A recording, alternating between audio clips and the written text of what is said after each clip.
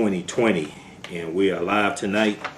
We have a jam-packed show planned for you all tonight.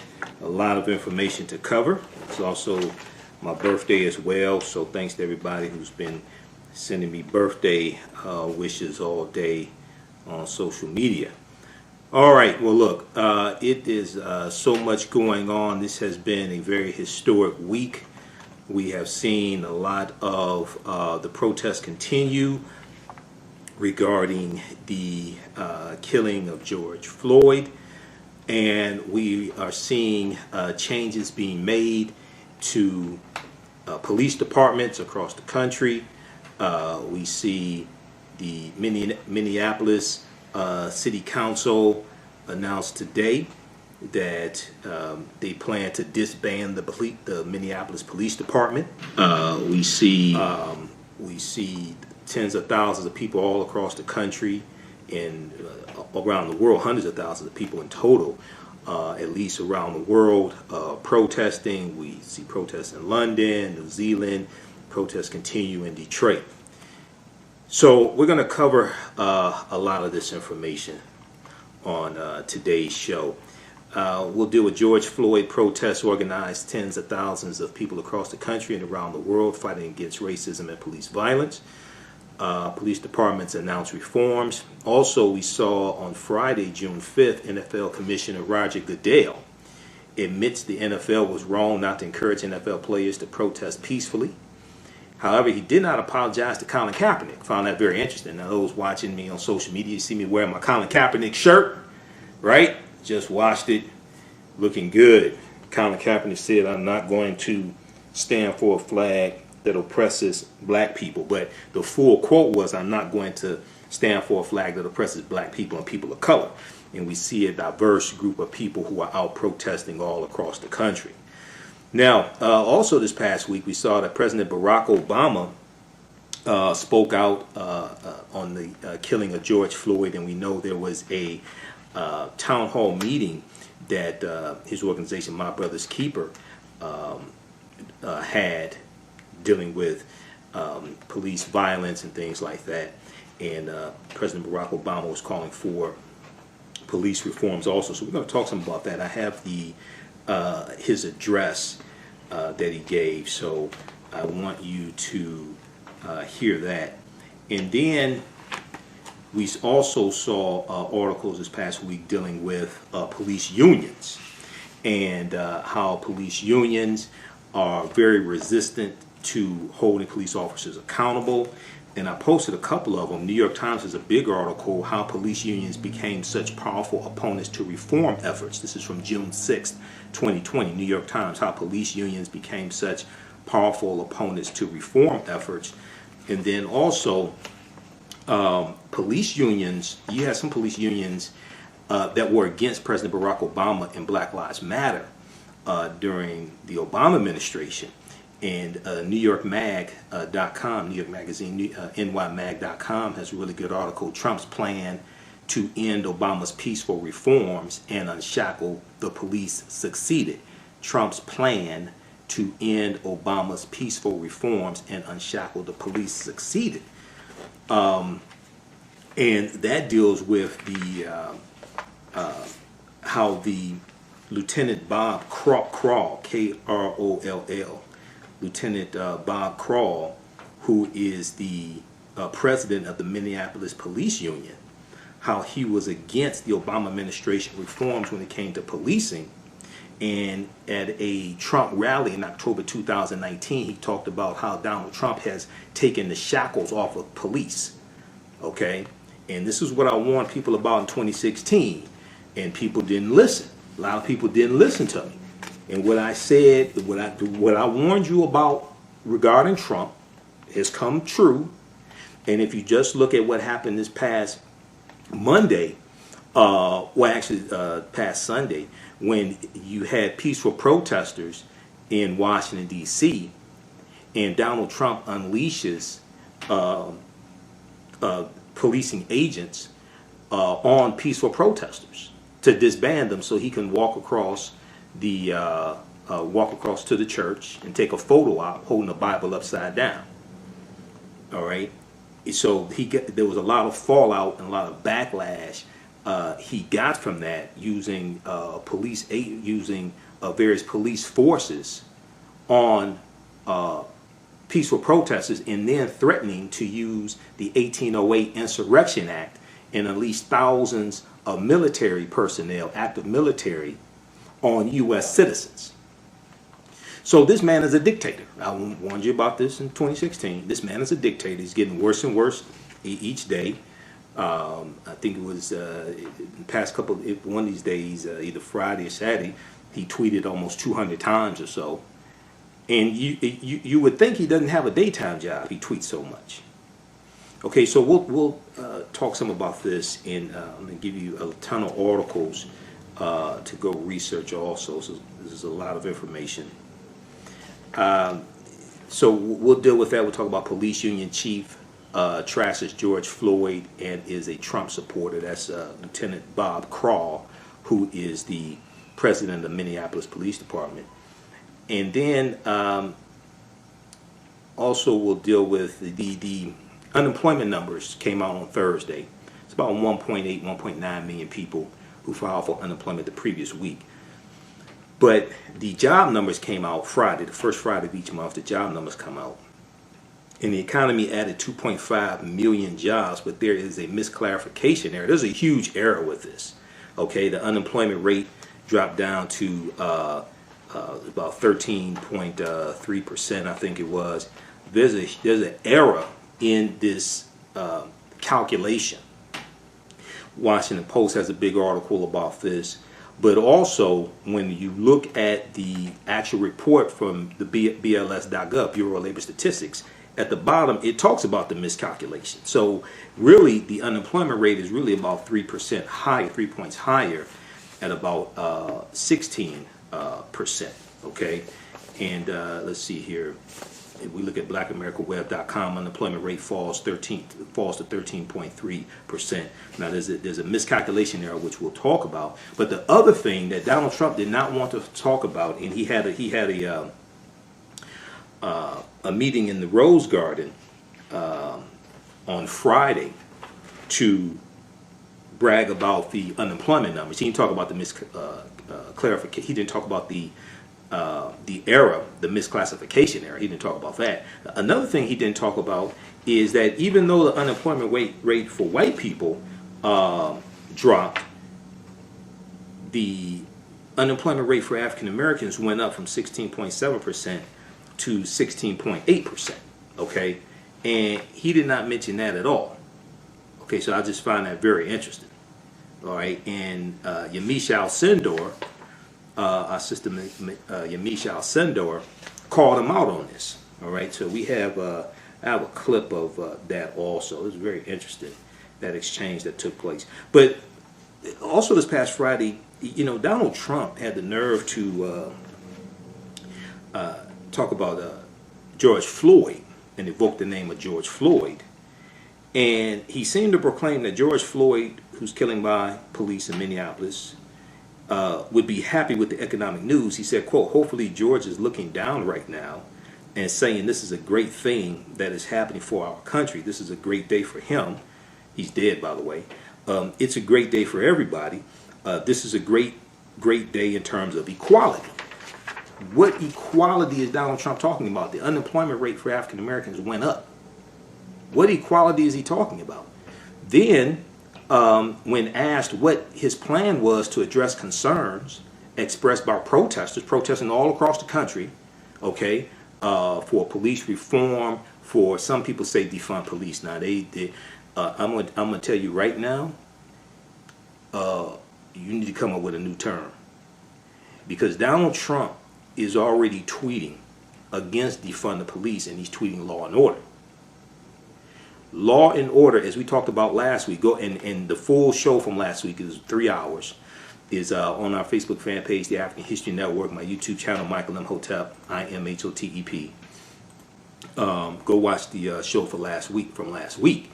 A lot of people are using the term defund police, and they're not explaining what it is. And that's talking about defund police is a very, very good way of getting Donald Trump reelected. Law and Order is a throwback to Richard Nixon. Law and Order is the platform that Richard Nixon ran on in 1968 and won. And as I explained last week, law and order basically means protect white people and lock up black people. And Richard Nixon was a backlash to the civil rights movement, the Black Power movement, the rebellions that were taking place all across the country, 1967 rebellions, the uprisings in 1967. You had 159 violent uprisings all across the country. Richard Nixon was a backlash to all of that. Okay? So when people say defund the police, a lot of people, and some people, it means different things to different people.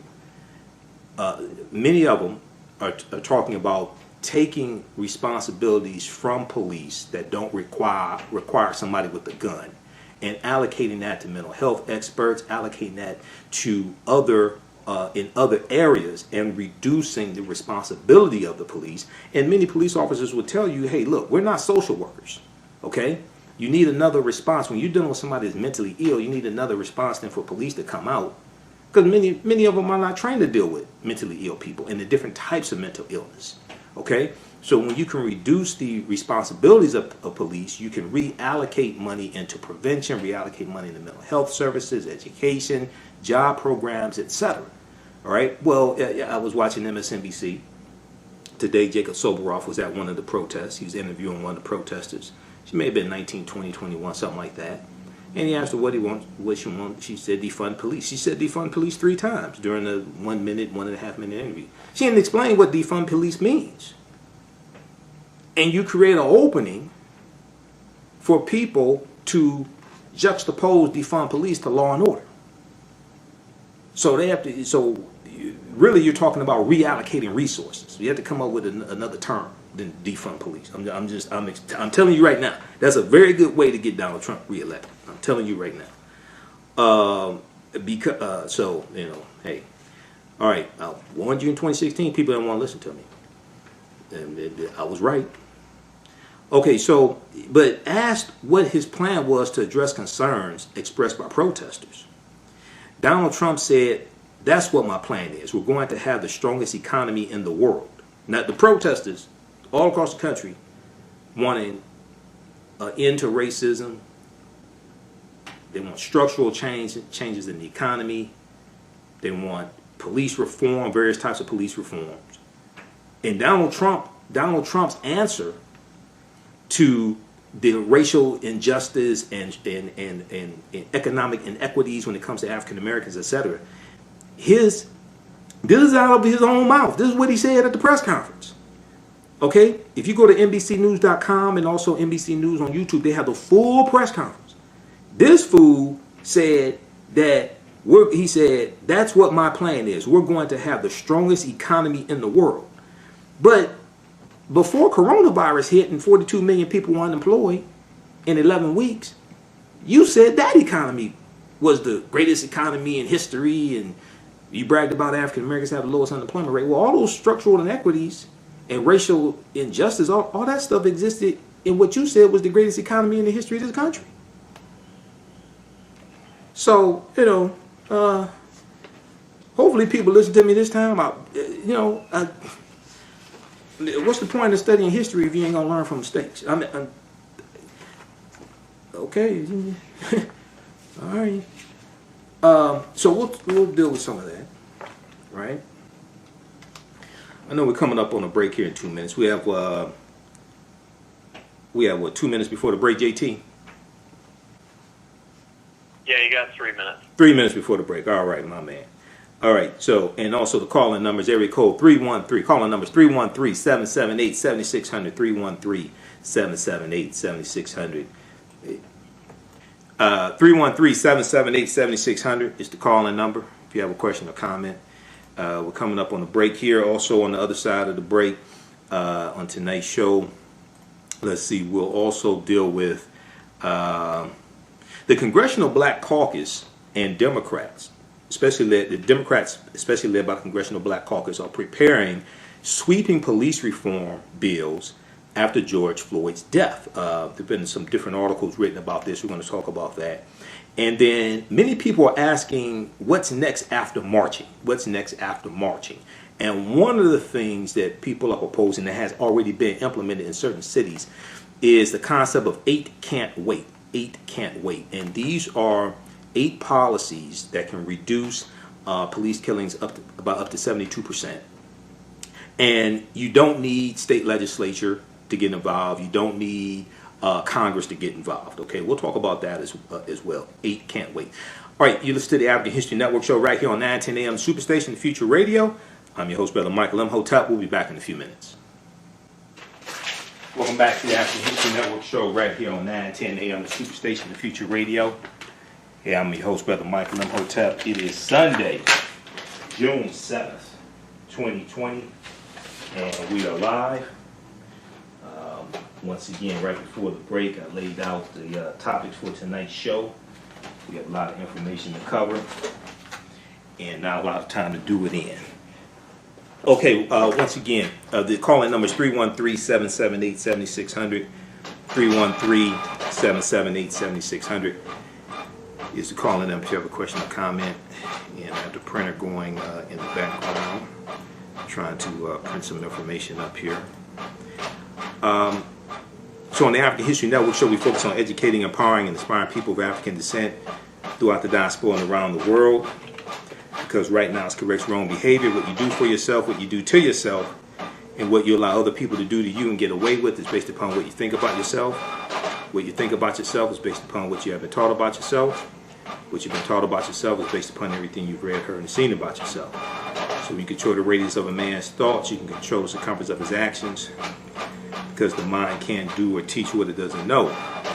Now we deal with a number of different topics here on the African History Network show. We deal with education, economic empowerment, entrepreneurship, relationships, love, sex, health issues, and much, much more.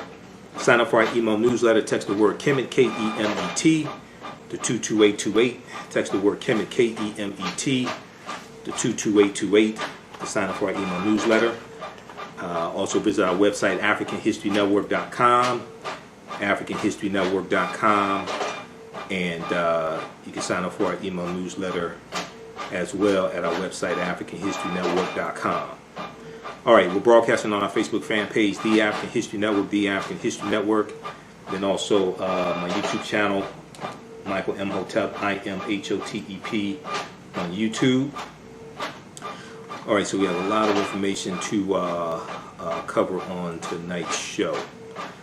All right, so let's jump into this. I want to deal with some updates here on what's going on. Then we'll deal with some of these specific articles that I have. And then also, I'm going to deal with part 4 of Joe Biden's plan, Joe Biden's agenda for African Americans. Okay, so each week I'm dealing with a different section dealing with Joe Biden's plan for African Americans. It's broken up into 6 parts, and we dealt with part 3 last week. Okay, part 3 was dealing with healthcare and ending health disparities by race. Okay, this week we'll deal with part 4. Part 4 deals with strengthen America's commitment to justice. Deals with criminal justice reform. Strengthen America's commitment to justice.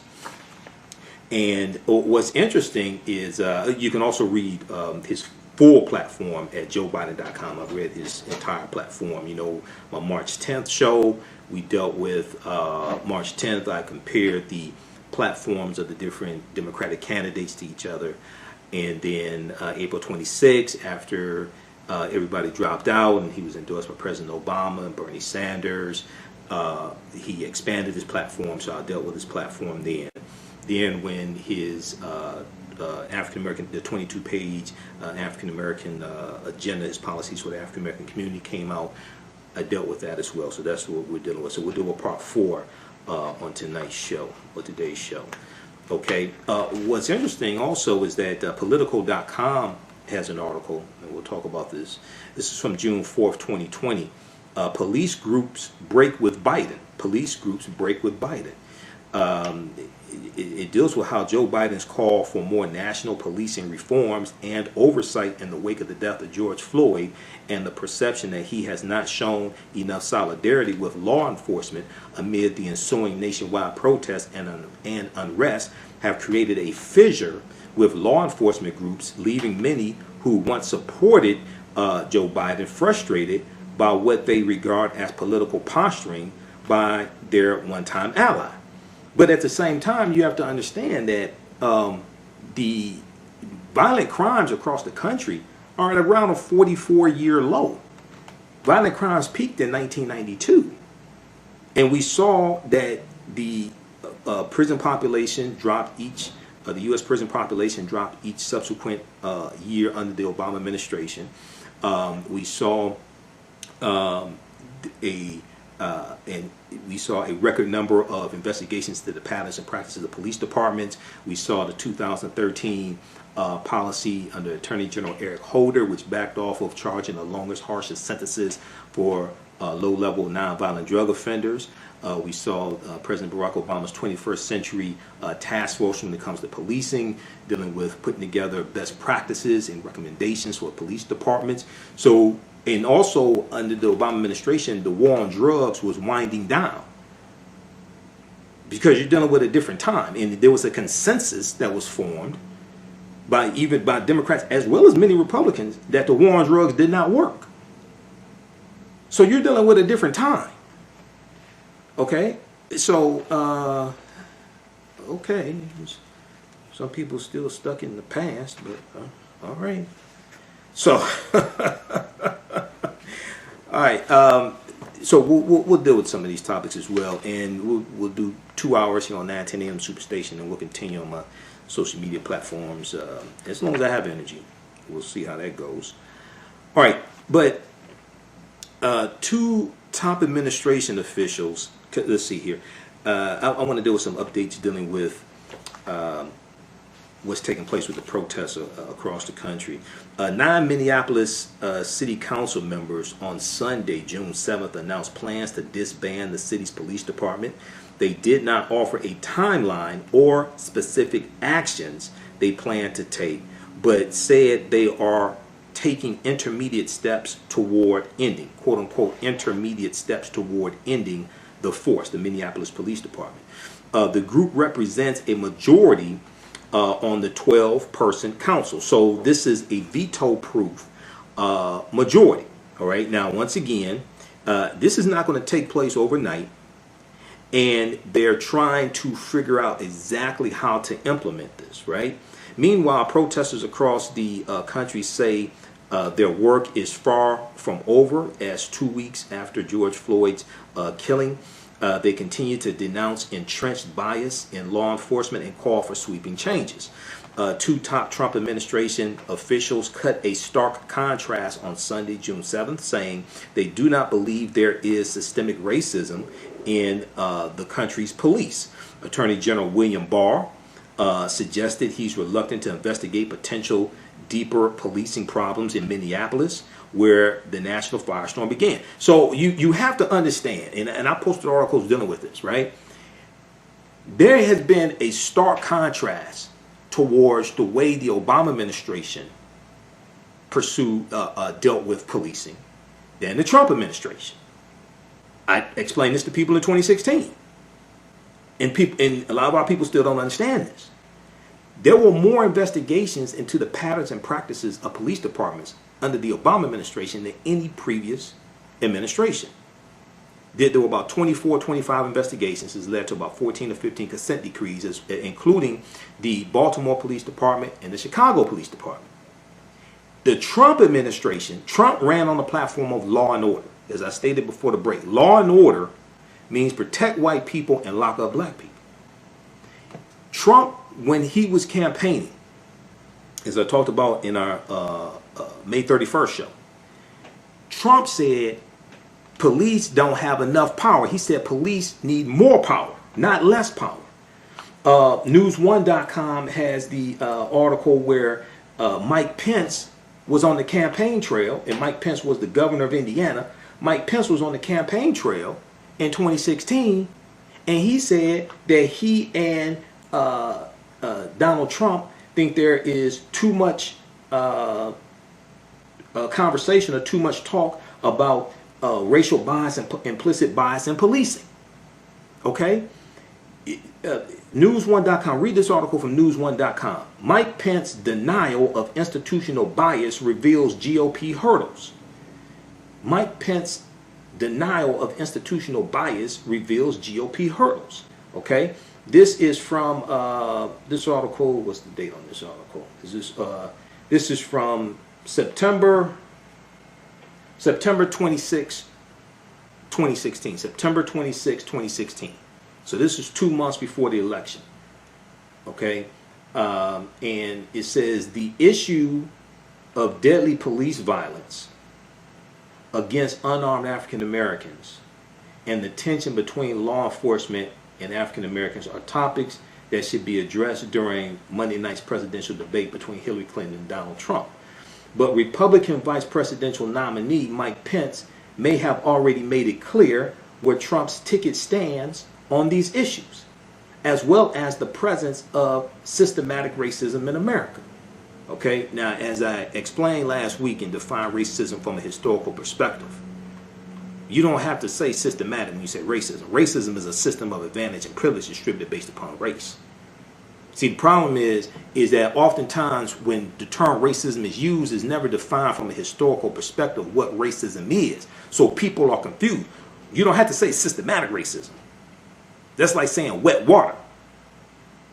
Racism is a system of advantage and privilege distributed based upon race, which comes out of the ideology of white supremacy.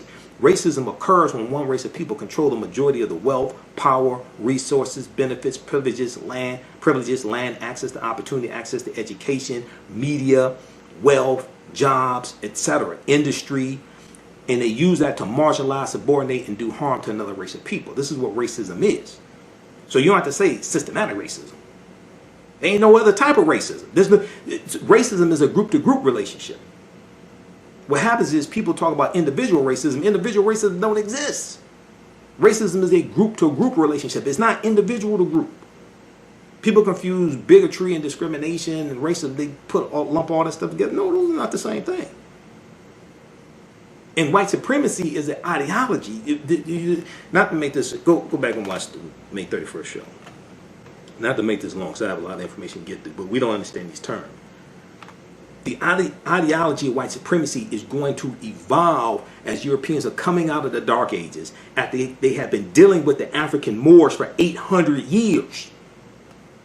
From 711 AD up until 1492 in Spain, January 2nd, 1492, Boabdil relinquishes Granada, the last stronghold that the Moors had in Spain. Okay, but there's still going to be Moors there. Some are going to be enslaved. Some are going to be taken by the Spanish into Spanish territories. This is when we look at the transatlantic slave trade. Once again, okay, not to make this long, but the transatlantic slave trade is a continuation of the wars that were going on between the African Moors and Europeans in Europe for hundreds of years. It's a continuation. It's the start of a new chapter. But as one of my teachers, Professor Kabahaya Wata Kamene, correctly states, to understand the existence of something, you must first understand the pre-existence of existence. So you can't start in 1619. You're dealing with wars going on before that. It's a continuation.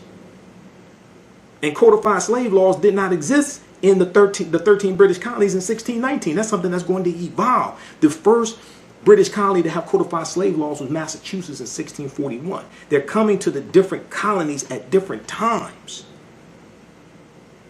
And as I explained last week, all this is about sex. Because the Moors were intermixing with Europeans all throughout Europe. Spain, Portugal, Sicily, Italy, France, Germany, Austria, England, and to various degrees changing the complexion of Europeans. And because most of them are going in from Morocco into Spain and Portugal, and Spain and Portugal at that time, 711 AD, was called the Iberian Peninsula. It wasn't called Spain and Portugal. Okay? they're getting the brunt of it. So the complexion of the Spanish and Portuguese historically was darker than those of the English and the Austria and those in Austria and Germany, because they're further away from where the Moors are going into Europe in general. In general. So you can't look at 1619 as like just being just being like the total beginning of something. It's a continuation. You can't look at the Portuguese going into Mauritania in 1441 as just something just totally new. It's a continuation. When the transatlantic, the Portuguese are the first ones involved in the transatlantic slave trade, right about 1441. They dominate for the first 200 years. That wasn't the first time they came in contact with African people. They'd already been dealing with them for hundreds of years. So when I see projects like the 1619 project, I know they meant well, but this, you have to deal with, you can't just deal with the last 500 years of history. You have to deal with what led up to Columbus setting sail in 1492. Okay, August 3rd, 1492. And the day before, on August 2nd, 1492, Spain kicks out the Sephardim, the Sephardic Jews. January 2nd, 1492, the Reconquista is complete, and Spain takes back control of the territory, of the land, from the Moors, from the African Moors. This is a continuation. So we have to understand this, okay? And then, okay, to make a long story short, read the book Golden Age of the Moor, edited by Dr. Ivan Van Sertima. Golden Age of the Moor. Read that book. And it has essays from Dr. Jose Pimenta Bay, Runoko Rashidi, Dr. Wayne Chandler, Dr. John G. Jackson, okay, breaking down all this history. And the Moors are taking teachings into Europe from ancient Kemet, from the Nile Valley, ancient Egypt, from the Nile Valley region of Africa, taking this into Europe, bringing Europe out of the Dark Ages. Europe was cast into the Dark Ages when the Vandals and Visigoths crushed the western portion of the Roman Empire in 476 AD. And then you have the bubonic plague that's going to hit from 1347 to 1400, and Europe loses one quarter to 1/3 of their population, between 25 million to 75 million people. You have to understand this chronology of like at least the last 1,000 years of history. Okay, and then read this book by read this one here by my friend Runoko Rashidi, who's a world traveler. Brilliant brother. Been to, I think last time I checked, about 125 countries and islands all around the world. Black Star, the African presence in early Europe, which documents that history of the African Moors all throughout Europe. This is how you get a Queen Charlotte Sophia, who was the wife of King George III. She was of African Moorish ancestry on her mother's side, at least on her mother's side. And King George III is the king that the 13 colonies are rebelling against during the American Revolutionary War. And Charlottesville, Virginia is named after an African woman, Queen Charlotte Sophia. So Charlottesville, where in August of 2017, you had the racist attack by the white supremacists there in Charlottesville. Charlottesville is named after an African woman. Wouldn't the white supremacists have a fit if they found that out? So, all right, that's tonight's history lesson, today's history lesson, okay? I got a ton of information. But you have to, all this comes out of historical context and a lack of understanding history. So when we talk about white supremacy and race, understanding white supremacy and racism, what it is and how it works, and as Dr. Francis Cress Wilson and Neely Fuller correctly taught us, if you do not understand European white supremacy and racism, what it is and how it works, everything else that you think that you understand will totally confuse you. You have to have a historical foundation to really understand all of this. And most Americans don't, regardless of race. Most Americans, most African Americans, most white people don't understand history, don't understand racism. That's why you still have a lot of Confederate monuments still up. Those were traitors. Those were people who took up arms and committed treason against the U.S., against the Union, and treason is defined by Article 3, Section 3 of the U.S. Constitution. Nations don't have monuments and statues honoring traitors to the country. If you go to Germany, there are no statues honoring Adolf Hitler and the Nazis. They don't have schools and buildings and things like this named after the Nazis and Adolf Hitler. That's not what nations do. But still here you have all these Confederate monuments because there was a concerted effort called the Lost Cause. There's a concerted effort called the Lost Cause to rewrite the history of the Confederacy and what the whole fight was about. And it was just about states' rights. And, you know, they're fighting against the Yankees. These are the rebels. They're fighting against the Yankees. And one of the shows, one of the tools that did help to rewrite this history and confuse people was the TV show The Dukes of Hazzard. Now, I'm not saying the Dukes of Hazzard was created to do this. That's not what I'm saying. But I'm saying just a good old boy, never meaning no harm, beats all you ever saw get in trouble with the law since the day they were born. When you watch the TV show Dukes of Hazzard, and many of us watched it when we were kids, you know, these just some good old boys, born Luke Duke and Uncle Jesse and Daisy Duke, you know, and they named cut off jeans after Daisy Duke, and then I think the group was a tag team. Which group was that? Had the song "Look at Them Girls" with the Daisy Duke song. Becomes a huge hit, and then for like 20 years, high cut off jeans like that were called Daisy Dukes, right? Well, when you look at the car that born Luke Duke drove, it was a Charger called General Lee, named after General Robert E. Lee, a man who committed treason against the Union and was a brutal slave owner. And on top of the General Lee is the Confederate battle flag of Northern Virginia under General Robert E. Lee's army. That's not even the Confederate flag. Because there were 3 flags that flew over the Confederate States of America from 1861 to 1865. That flag was not one of them. So the flag that white supremacists and many Donald Trump supporters, not all Donald Trump supporters, but a lot of them, think is the Confederate flag is not even the Confederate flag. That's the Confederate battle flag of Northern Virginia under General Robert E. Lee's army. But they don't understand history. So this is why this study right here is so important from the Southern Poverty Law Center, Teaching Hard History American Slavery. Teaching Hard History American Slavery. You can download this. You can get it for free. It's about 52 pages. SPLcenter.org. SPLcenter.org. I took it to a printer, got it printed up. And this documents how the history of slavery in this country is mistaught in schools all across the country. And they come up with a number of very good, easy recommendations to more correctly teach the history of slavery. Teaching Hard History American Slavery.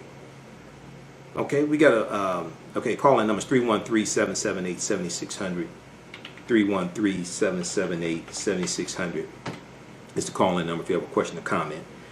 This is the African History Network show. Once again, thanks for all the birthday wishes. I got like over 100 of them on Facebook alone. So thanks for that. All right, so let's continue here with these updates.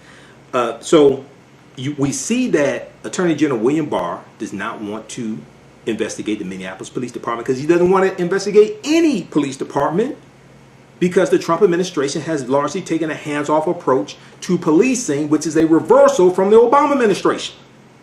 But too many people didn't want to listen and don't like really study this stuff, so they don't know this.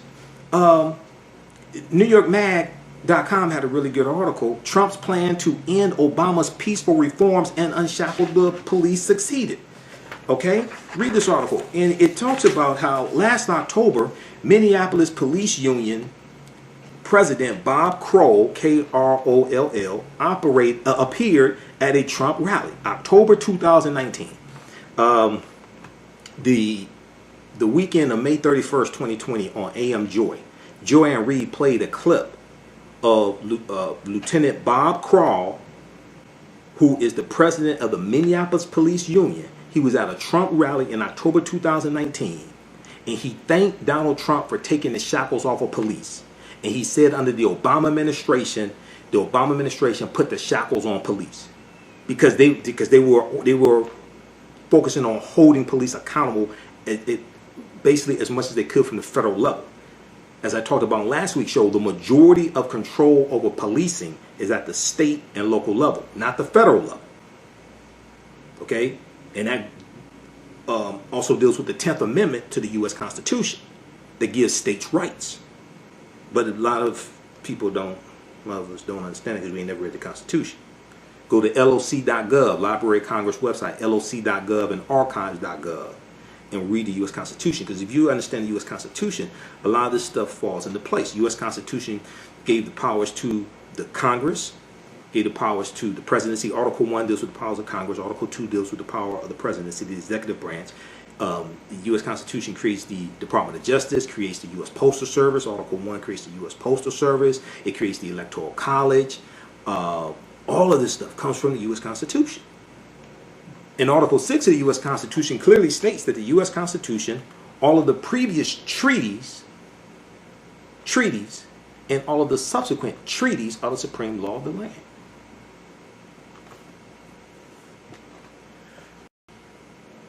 So, clad in his red Cops for Trump t-shirt, Lieutenant Bob Crawl, who is the Minneapolis Police Union president, and according to this article from New York Mag, who has been alleged, quote unquote, alleged to be affiliated with white supremacists, he gloated that Donald Trump had unshackled his police officers from the restraints imposed by the Obama administration.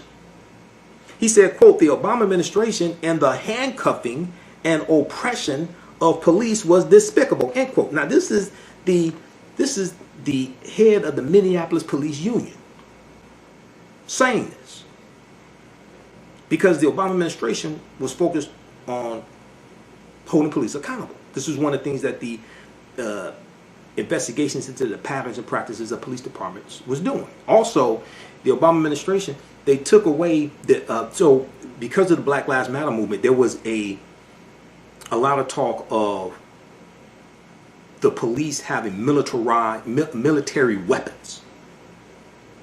Well, the Obama administration put in place the policy not to give police departments military weapons from the federal government. Guess what Trump did? He reversed it. Because he wants the police departments to have military weapons. So, and we're coming up on a break here in I think about 6 minutes.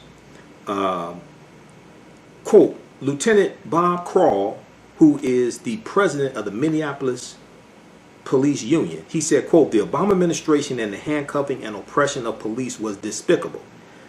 The first thing President Trump did when he took office was turn that around and got rid of the Holder, Attorney General Eric Holder, Loretta Lynch regime, and decided to start letting the cops do their job, put the handcuffs on the criminals instead of us. End quote.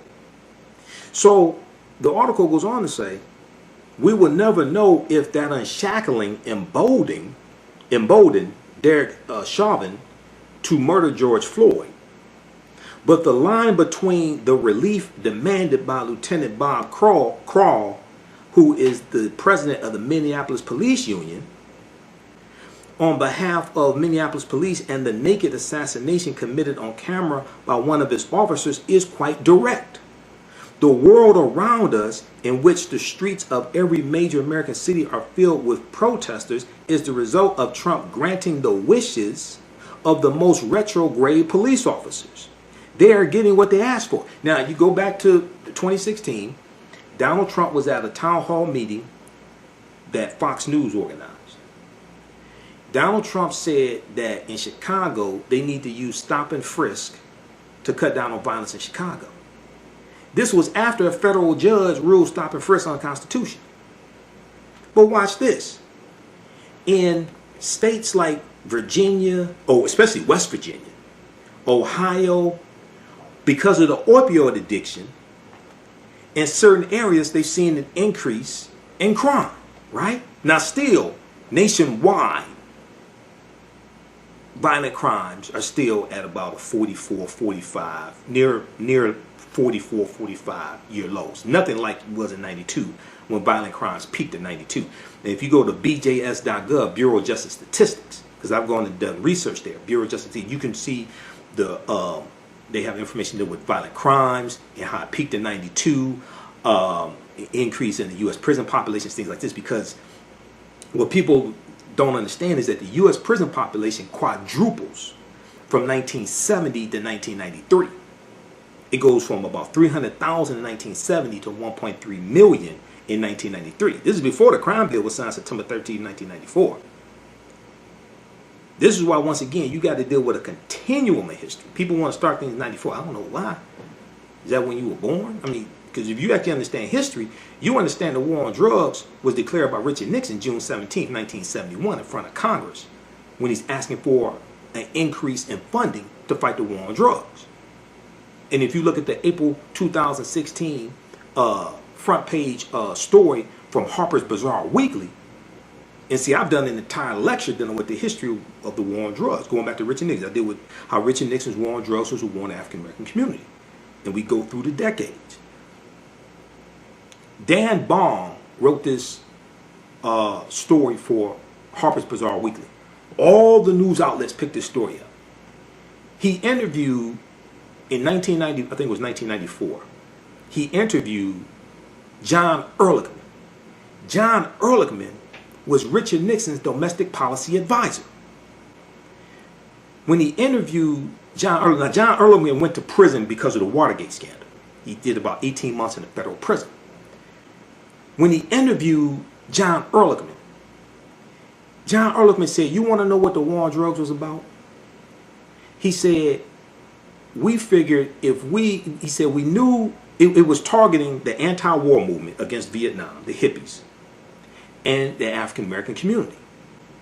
He said, "We knew we could not make it illegal to be against the war, and we knew we can make it illegal to be black.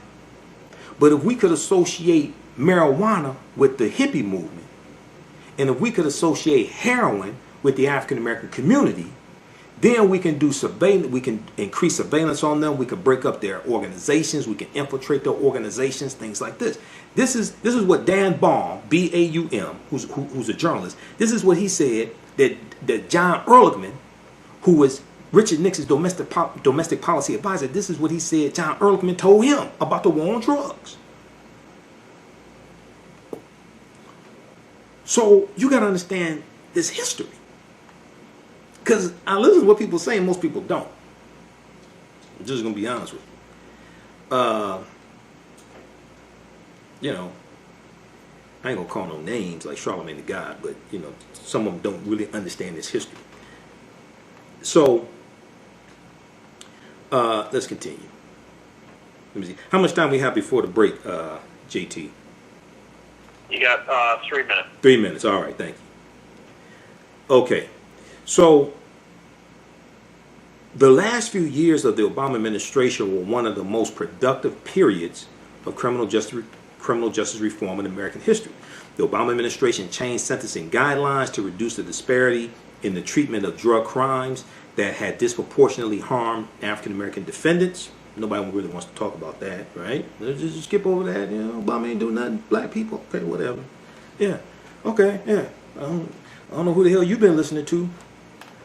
As part of an effort to inculcate a, quote, guardian, not a warrior, end quote, mindset, it restricted the transfer of surplus military equipment to police departments. This is something that directly the Black Lives Matter movement was asking for.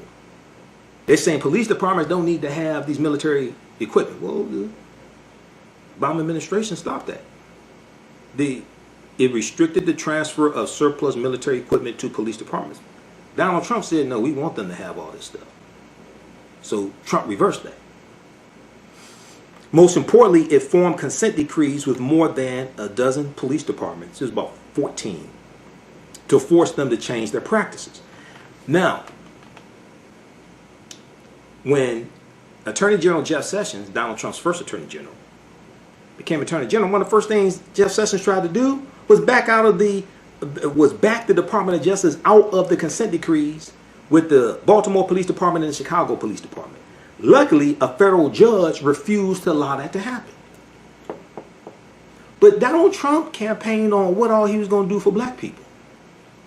Why would he want the Department of Justice to back out of consent decrees to reform the Baltimore Police Department and the Chicago Police Department and hold them accountable? I can't figure that out. So these reforms did not root out brutality and racism, which is true. They were mild both in form and intent, undertaken with the goal of conciliating police and their communities, believing that enhancing trust would ultimately create safer conditions for police as well as those who feared them. It was the epitome of evolutionary cultural change. And at the same time, it's important to understand, when we deal with consent decrees, the Department of Justice is operating based upon power given to them by Congress. So they have to operate within the scope of the powers that Congress gave them. And with consent decrees, there is a process in implementing them. And the Department of Justice does have the ability to disband a police department, but it's a legal process they have to go through to do that, okay, as well. So this was the context of Trump's nightmarish claims in 2016 that cities were being overtaken by bloodshed and carnage. Whatever wisps of WISPS of data he could cite to support his wild rhetoric, Trump was drawing a picture borrowed from the imaginations of resentful police who experienced Obama's carefully drawn nudges as intolerable oppression. Because not all police, there are approximately 800,000 police officers, about 18,500 police departments. But you have some of them who don't want to be held accountable, don't want cultural change and things like this. Okay? Okay, so we're coming up here on a break. We'll continue this on the other side of the break. Listen to the African History Network show right here on 910 a.m. Superstation Future Radio. I'm Michael Imhotep. We'll be back in a few minutes. Welcome back to the African History Network show right here on 910 a.m. the Superstation Future Radio. Hey, I'm your host, Brother Michael Imhotep. It is Sunday, June 7th, 2020. And I share this birthday with Prince. Prince's birthday is June 7th. Also, Dr. Ray Hagan's birthday is June 7th. And Sabir Bey. His birthday is June. My friend Sabir Bey's birthday is June 7th. And Dr. Ray Hagan is one of my teachers of the African Village. All right. I wanted to get... let me... Everybody check out this article from fox2detroit.com. Woman incited a riot on her own Facebook Live video, Michigan police say. Police said Allie Lyons, white woman, was streaming live and was telling her friends to throw bricks and other objects at the windows of multiple businesses in downtown Grand Rapids, Michigan. This is during a protest dealing with the killing of George Floyd. Police also said her and her friends were looting a jewelry store after the glass had been shattered. Quote, defendant could be heard telling her friends to get her a gold bracelet because she already had silver ones, end quote, police said in the affidavit. Now this don't have nothing to do with George. This is a white woman and her friend up there looting. Okay? And then that gets associated with George Floyd and African Americans, things like this. This is what I talked about last week. Okay? Read that from fox2detroit.com. I posted it on my Facebook fan page. You got like over 2,000 likes. And this is what we this is what we were talking about last week. We'll go back and watch the May 31st show. Okay. So right before the break, we were doing an update on what's taking place all across the country, what's taking place with police reforms, and we were talking about police unions as well, and how police unions historically have been resistant to change and accountability, many of them, accountability when it comes to policing. So TheGuardian.com has this article from, what's this date? June 1st, 2020. Anger as local police union chief calls George Floyd a violent criminal. Anger as local police union chief calls George Floyd a violent criminal. Lieutenant Bob Kroll, Kroll, who is the president of the Minneapolis Police Union, we were just talking about him before the break, Lieutenant Bob Cross says protests organized by quote-unquote terrorist movement. Okay?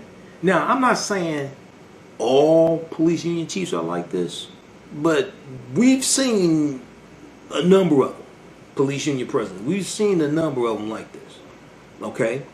The president of the Minneapolis Police Union has written to its members calling George Floyd a violent criminal. Now, this is the same Lieutenant Bob Cross who October 2019 was at the Trump rally wearing a t-shirt that said "Cops for Trump." This is the same Lieutenant Bob Cross, as I said before the break, who at that Trump rally said, quote, "The Obama administration and the handcuffing and oppression of police was despicable. The first thing President Trump did when he took office was turn that around, got rid of the Holder Loretta Lynch regime, and decided to start letting the cops do their job and put the handcuffs on the criminals instead of us." Because many of them don't want any accountability. And that's what was happening under the Obama administration. This is why a lot of those police voted for Trump, who ran on the platform partly of law and order, which is a dog whistle back to Richard Nixon, 1968. But if you don't understand history, right? You just sit back and say, we don't need to vote. We just need to do economic empowerment and invest in the stock market. So that's important. And your ass needs to vote too. Because politics is the legal distribution of scarce wealth, power, and resources, and the writing of laws, statutes, ordinances, amendments, and treaties, their adoption, interpretation, and enforcement. And it's not always what somebody can do for you, it's also understanding how to block what people are trying to do to you. So if we understood Richard Nixon in '68, we would have seen Trump coming and we would have stopped him. Because we had the votes to stop him. But a lot of people didn't really understand this. So the president of the Minneapolis Police Union has written to his members calling George Floyd a, quote, violent criminal, end quote, describing those protesting over his death as terrorists and criticizing the city's political leadership for not authorizing greater use of force to stop the rioting. That's Lieutenant Bob Cross who wrote this, who was wearing the Cops for Trump shirt. So when you can see you can see just a direct line, a common thread through all of this. So the letter drew a swift rebuke from a former Minneapolis police chief who called it a disgrace. Lieutenant Bob Kroll, Kroll, president of the Police Officers Federation of Minneapolis, defended the 4 officers involved in George Floyd's death, including Derek Chauvin, who had his knee on George Floyd's neck for more than 8 minutes in the lead up to his death on May 25th, 2020. He defended that. And he's a Trump supporter. Okay. Yeah. Elections have consequences. Derek Chauvin is facing murder and manslaughter charges, and we know it was upgraded to second-degree murder. And all 4 were fired, and we know the other 3 would be charged also. Okay. So the Star Tribune, which is a newspaper there in Minneapolis, the Star Tribune reported, quote, "What is not being told," this is what Lieutenant Bob Kroll wrote in his letter, quote, "What is not being told is the violent criminal history of George Floyd. The media would not air this. I've worked with the 4 defense attorneys that are representing each of our 4 terminated individuals under criminal investigation, in addition with our labor attorneys, to fight for their jobs. They were terminated without due process." Okay, well, George Floyd was killed without due process. So read the rest of this article. He talks about the terrorist movement that is currently occurring was a long time build up which dates back years. It said, read this article here. This is from TheGuardian.com. Anger as local police union chief calls George Floyd a violent criminal. Well, what Derek Chauvin did to George Floyd was violent also. It was violent, cruel, and inhumane. Okay, so check out this article here. All right, now let's continue. So Donald Trump said Sunday morning that he is ordering National Guard troops to begin withdrawing from the nation's capital, Washington, D.C. We saw Mayor Muriel Bowser had Black Lives Matter painted there on the there in Washington, D.C. on the mall there. I think it was the mall. The New York Times on Sunday announced the resignation of its editorial page editor James Bennett. The announcement comes 4 days after the newspaper published a controversial op-ed from Senator Tom Cotton of Arkansas. And Senator Tom Cotton of Arkansas called for military intervention in U.S. cities racked by protests over police violence. He backed up Trump threatening to use the 1807 Insurrection Act. Now, if the name Senator Tom Cotton of Arkansas sounds familiar, you heard me talking about it before, that's because Senator Tom Cotton of Arkansas and Senator Jefferson Beauregard Sessions III of Alabama in 2015 blocked the bill in the U.S. Senate which dealt with which had bipartisan support to bring about criminal justice reform. That bill was passed under Trump with the help of the Congressional Black Caucus in the House of Representatives and Senator Kamala Harris and Senator Cory Booker in the Senate. And that's the First Step Act. First Step Act didn't start with Trump. They were trying to get that passed under Obama, but it was 2 Republicans in the Senate that blocked it from being passed. Senator Tom Cotton of Arkansas, who wrote this op-ed for the New York Times, okay, who agreed with Donald Trump and trying to use the 1807 Insurrection Act and agreed with Donald Trump using police to disperse the protesters, the peaceful protesters there in D.C. Then we see New York, Chicago, Philadelphia, and other cities announce Sunday that they would lift their curfews. So we see curfews being lifted. We saw here in Detroit for some of the past few nights, the 8 o'clock curfew has not been imposed from Chief James Craig because the protesters have been peaceful. Okay. Former Vice President Joe Biden is planning to meet privately with George Floyd's family Monday in Houston, Texas, where George Floyd's funeral will be held on Tuesday. George Floyd's brother is scheduled to testify before Congress on Wednesday, the first congressional hearing on law enforcement reform since his brother's killing in police custody on Memorial Day, May 25th. Protesters in the English city of Bristol toppled a statue of the 17th century merchant, politician, and slave trader Edward Colston on Sunday. I was watching reporting on black people protesting in London behind this. New Zealand. People are protesting all around the world. All right. Call-in number is 313-778-7600 is the call-in number if you have a question or comment. 313-778-7600 is the call-in number if you have a question or comment. We have any callers, JT? Yeah, so we can go to line 1 with Kwame. Okay, Kwame on line 1. Kwame, welcome to the African History Network show. Tell us where you're calling from. Hey, how you doing, brother? All right. Which city you calling from, Kwame? When Desmond Tutu came to Detroit when Kobe Young was married, he said he had never met any nice cops. Mm-hmm. That's because black police are not an occupying force in the community. They're out there trying to do an honest job. And that's all the people want. And Trump and all these other people want to put occupying forces in our community. Mm-hmm.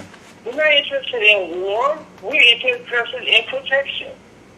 Right. Now, here in the city of Detroit, we don't have, even though there is some police brutality, things like this, it's not like in a lot of other cities across the country.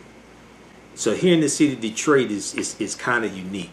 When you talk about Bishop Desmond Tutu, Detroit is the example of what it should be. Detroit is closer to the example of what it should be.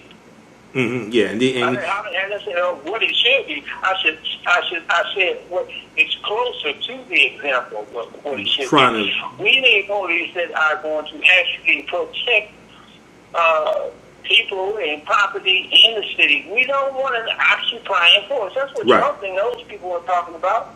Right, and see what happens is occupying military force. Right, and see what happens is with Trump, the way he sees African Americans he sees African Americans in general as a group that needs to be policed, not protected.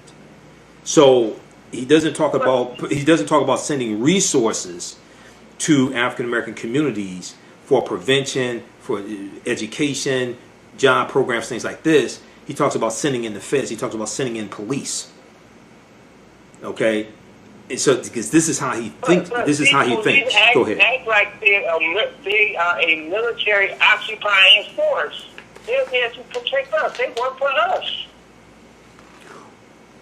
Yeah. That's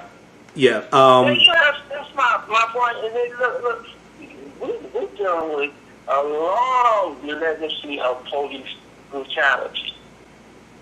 Well, yeah, you're dealing with just. Let me just say this and I'll let you continue. You're dealing with modern day police departments and modern day police coming out of slave patrols during slavery. Okay, this is what this is going to evolve out of. Okay, so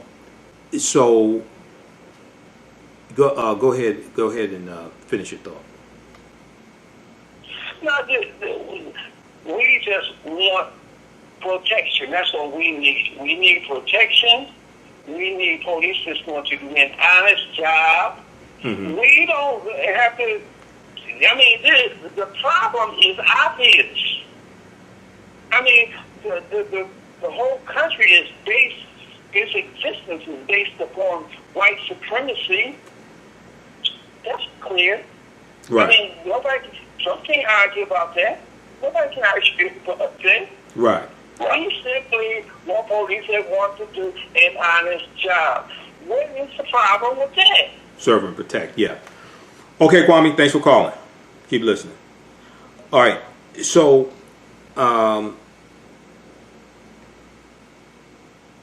let me continue with the updates here. Okay, so Washington, D.C. Mayor Muriel E. Bowser has formally asked Donald Trump to withdraw all extraordinary federal law enforcement and military presence from the city. The letter came after a sixth night of demonstrations ended in arrests and amid criticism that the extra presence is making things worse and creating chains of command. Because, see, Donald Trump is a wannabe dictator. Okay, he's a wannabe dictator. So he told the governors, I think it was last week, he told the governors, you have to win the streets back, right? So he's focusing on force. He's focusing on might, not hearing what the protesters are protesting about, things like this, right? He's just focusing on force. He wants to be like Erdogan. He wants to be like Kim Jong-un. He wants to be a dictator. Let's see. So we know the memorial service this past Thursday took place for George Floyd. Reverend Al Sharpton delivered the eulogy. Reverend Al Sharpton said it's time for us to stand up in George's name and say, get your knee off our necks. Also, the American Civil Liberties Union and Black Lives Matter accused the Trump administration, accused Donald Trump and his administration of authorizing an unprovoked and frankly criminal attack.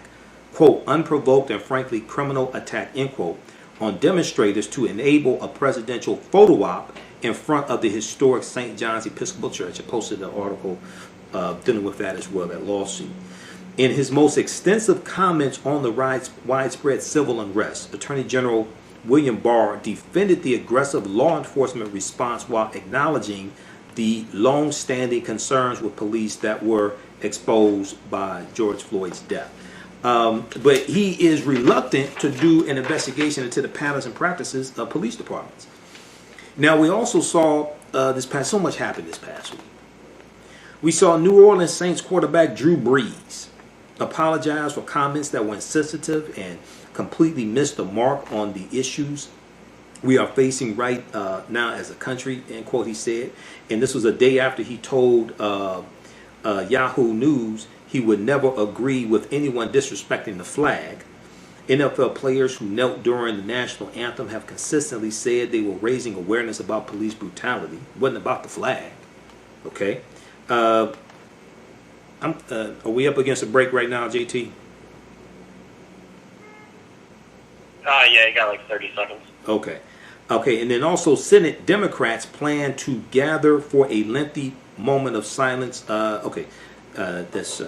That's coming up Thursday. Moment of silence Thursday morning in the Capitol Visitor Center's Emancipation Hall.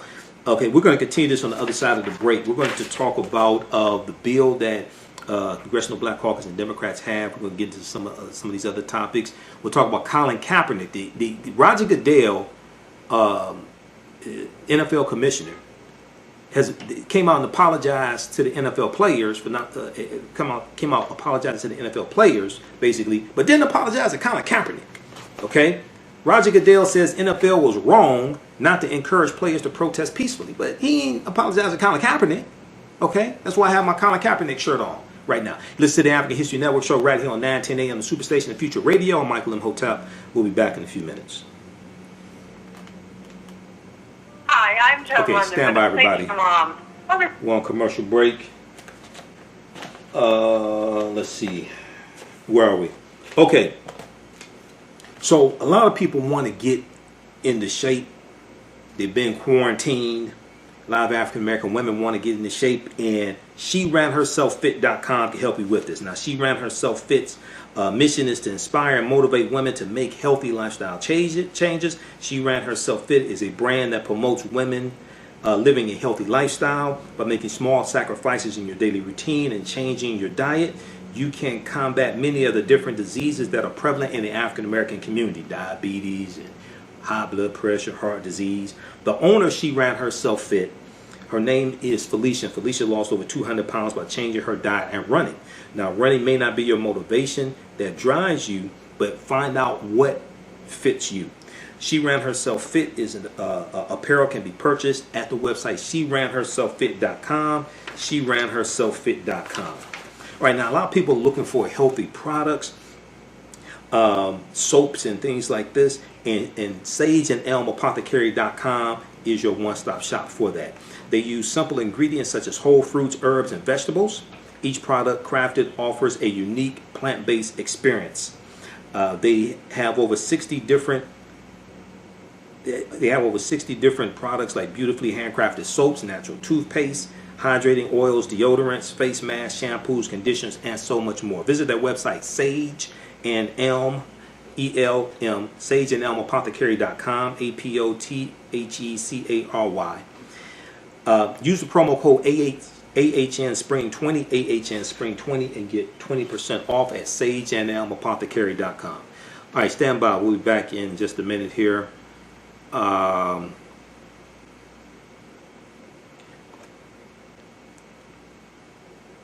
Welcome back to the African History Network show right here on 910 a.m. the Superstation Future Radio. Hey, I'm your host, Brother Michael Imhotep. It is Sunday, June 7th, 2020. We are live. Also, if you want to donate to the African History Network, $, the AHN Show through Cash App, $, the AHN Show through Cash App, and PayPal.me/the AHN Show through PayPal. PayPal.me/the AHN Show through PayPal. Okay. All right. Right before the break, we were giving you an update on everything that's going on, and we saw that this past Friday on June 5th, Roger Goodell, NFL commissioner, did a very interesting video, and NFL Commissioner Roger Goodell apologized to players for he apologized to players for not listening to their concerns regarding racism sooner. Okay, now this was very interesting because he didn't mention Colin Kaepernick at all. Okay, in a video posted to Twitter, Roger Goodell offered his condolences to families who have endured police brutality, including George Floyd, Breonna Taylor, and we know her birthday was Friday. She would have been 27, and Ahmad Arbery. Okay, Roger Goodell said, quote, "We, the National Football League, condemn racism and the systematic oppression of black people. We, the National Football League, admit we were wrong for not listening to NFL players earlier and encourage all players to speak out and peacefully protest." Okay? Now, that's very interesting because you had NFL players like Jerry Jones of the Dallas Cowboys, a lot of these old white men who were against the players protesting, silently taking a knee, were against all that. The NFL has been a flashpoint for protests. Oh, also, some of these NFL players donated to Donald Trump's campaign also, and the Trump supporters. Okay? The NFL has been a flashpoint for protests over police violence ever since Colin Kaepernick began kneeling in 2016 during the national anthem before games.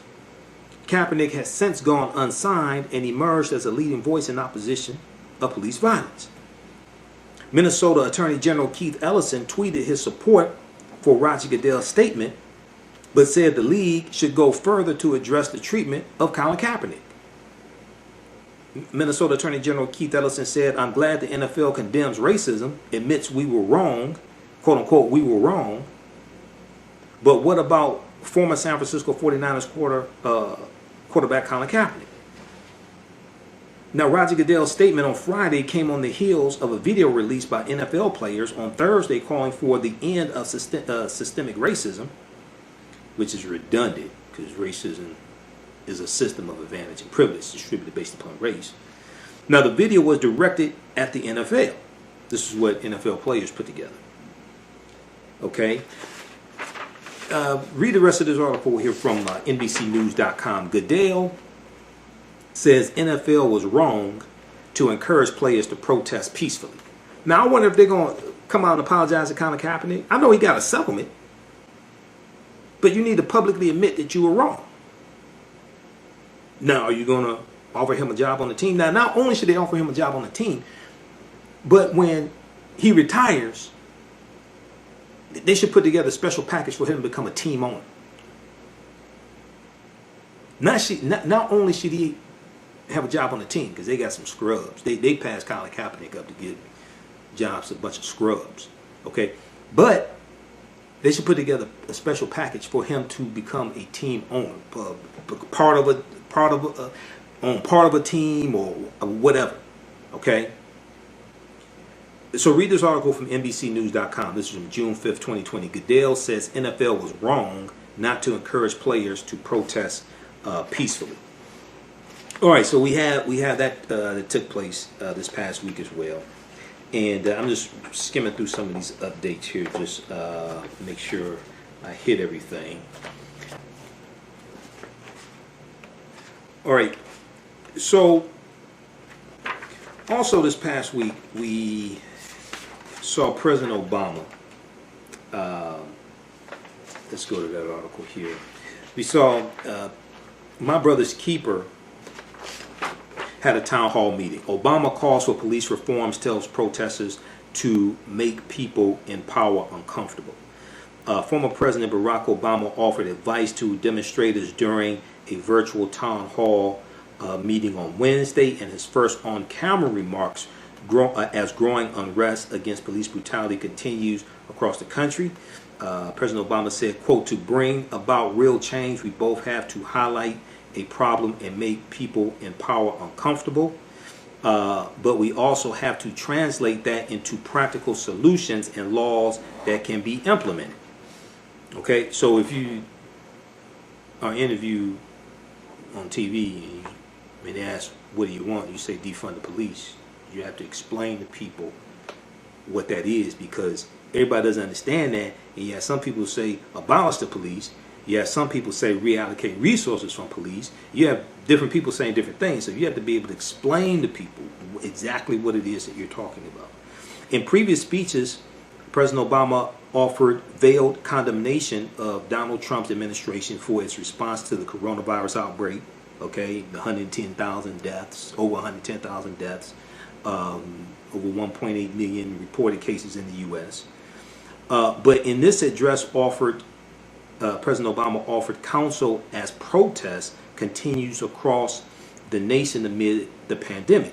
Let our news, he said, quote, I want to speak directly to the young men and women of color in this country, he said. I want you to know that you matter. I want you to know that your lives matter, that your dreams matter, end quote. Now, what's interesting is that Senator Mitt Romney of Utah was out with the protesters. They protested, and he said Black Lives Matter. I know Trump is tearing them up on Twitter. Because when Trump ran in 2016, Trump spoke out against Black Lives Matter, the Black Lives Matter movement. Okay. President Obama said in his address that this moment is politically advantageous for protesters who are calling for widespread police reforms and large-scale institutional change, unlike similar moments of unrest in the nation's history. For instance, the former president said he rejected comparisons to the 1960s when the nation was at war overseas while the civil rights movement was happening domestically amid police violence and the assassinations of political and community leaders. He said, quote, I know enough about that history to say there is something different here. He said, noting that polls show a majority of Americans support the protests. Quote, there is a change in mindset that's taking place, a greater recognition that we can do better, end quote. To read the rest of this article, we have the clip queued up from President Obama, JT. Which one was that? The clip, that is, let's see here, which clip is that? That is clip, hold on. I think it's clip. Is it the Obama remarks on George Floyd? Yeah, the Obama remarks on George Floyd. We have that queued up? Yeah, I got that one all set. Okay, let's go to that clip. We have seen in the last several weeks, last few months, the kinds of epic changes and events in our country that are as profound as anything that I've seen in my lifetime. And I'm now a lot older than planned. I'm going to be 59 soon. And let me begin by acknowledging that although all of us have been feeling pain, uncertainty, disruption, some folks have been feeling it more than others. Most of all, the pain that's been experienced by the families of George and Brianna and Ahmad and Tony and Sean and too many others to mention, those that we thought about during that moment of silence. And to those families who've been directly affected by tragedy, please know that Michelle and I and the nation grieve with you, hold you in our prayers. We're committed to the fight of creating a more just nation in memory of your sons and daughters. And we can't forget that even as we're confronting the particular acts of violence that led to those losses, our nation and the world is still in the midst of a global pandemic that's exposed the vulnerabilities of our healthcare system, but also the disparate treatment and, as a consequence, the disparate impact that exists in our healthcare system, the unequal investment, the biases that have led to a disproportionate number of infections and loss of life in communities of color. So in a lot of ways, what has happened over the last several weeks is challenges and structural problems here in the United States have been thrown into high relief. They're the outcomes not just of the immediate moments in time, but they're the result of a long history of slavery and Jim Crow and redlining and institutionalized racism that too often have been the plague, this original sin of our society. And in some ways, as tragic as these past few weeks have been, as difficult and scary and uncertain as they've been, they've also been an incredible opportunity for people to be awakened to some of these underlying trends. And they offer an opportunity for us to all work together to tackle them, to take them on, to change America and make it live up to its highest ideals. And part of what's made me so hopeful is the fact that so many young people have been galvanized and activated and motivated and mobilized. Because historically, so much of the progress that we've made in our society has been because of young people. Dr. King was a young man when he got involved. Cesar Chavez was a young man. Malcolm X was a young man. The leaders of the feminist movement were young people. Leaders of union movements were young people. The leaders of the environmental movement in this country and the movement to make sure that the LGBT community finally had a voice and was represented were young people. And so when sometimes I feel despair, I just see what's happening with young people all across the country and the talent and the voice and the sophistication that they're displaying. And it makes me feel optimistic. It makes me feel as if, this country is going to get better. Now, I want to speak directly to the young men and women of color in this country who, as Playon just so eloquently described, have witnessed too much violence and too much death. And too often, some of that violence has come from folks who were supposed to be serving and protecting you. I want you to know that you matter. I want you to know that your lives matter, that your dreams matter. And when I go home and I look at the faces of my daughters, Sasha and Malia, and I look at my nephews and nieces, I see limitless potential that deserves to flourish and thrive. And you should be able to learn and make mistakes and live a life of joy with heart. And so I hope that you also feel hopeful, even as you may feel angry, because you have the power to make things better, and you have helped to make the entire country feel as if this is something that's got to change. You've communicated a sense of urgency that is as powerful and as transformative as anything that I've seen in recent years. I want to acknowledge the folks in law enforcement that share the goals of reimagining policing, because there are folks out there who took the oath to serve your communities and your countries, have a tough job, and I know you're just as outraged about the tragedies in recent weeks as are many of the protesters. And so we're grateful for the vast majority of you who protect and serve. I've been heartened to see those in law enforcement who've recognized, let me march along with these protesters. Let me stand side by side and recognize that I want to be part of the solution. And who've shown restraint and volunteered and engaged and listened, because you're a vital part of the conversation. And change is going to require everybody's participation. Now, when I was in office, as was mentioned, I created a task force on 21st century policing in the wake of the tragic killing of Michael Brown. That task force, which included law enforcement and community leaders and activists, was charged to develop a very specific set of recommendations to strengthen public trust and foster better working relationships between law enforcement and communities that they're supposed to protect, even as they're continuing to promote effective crime reduction.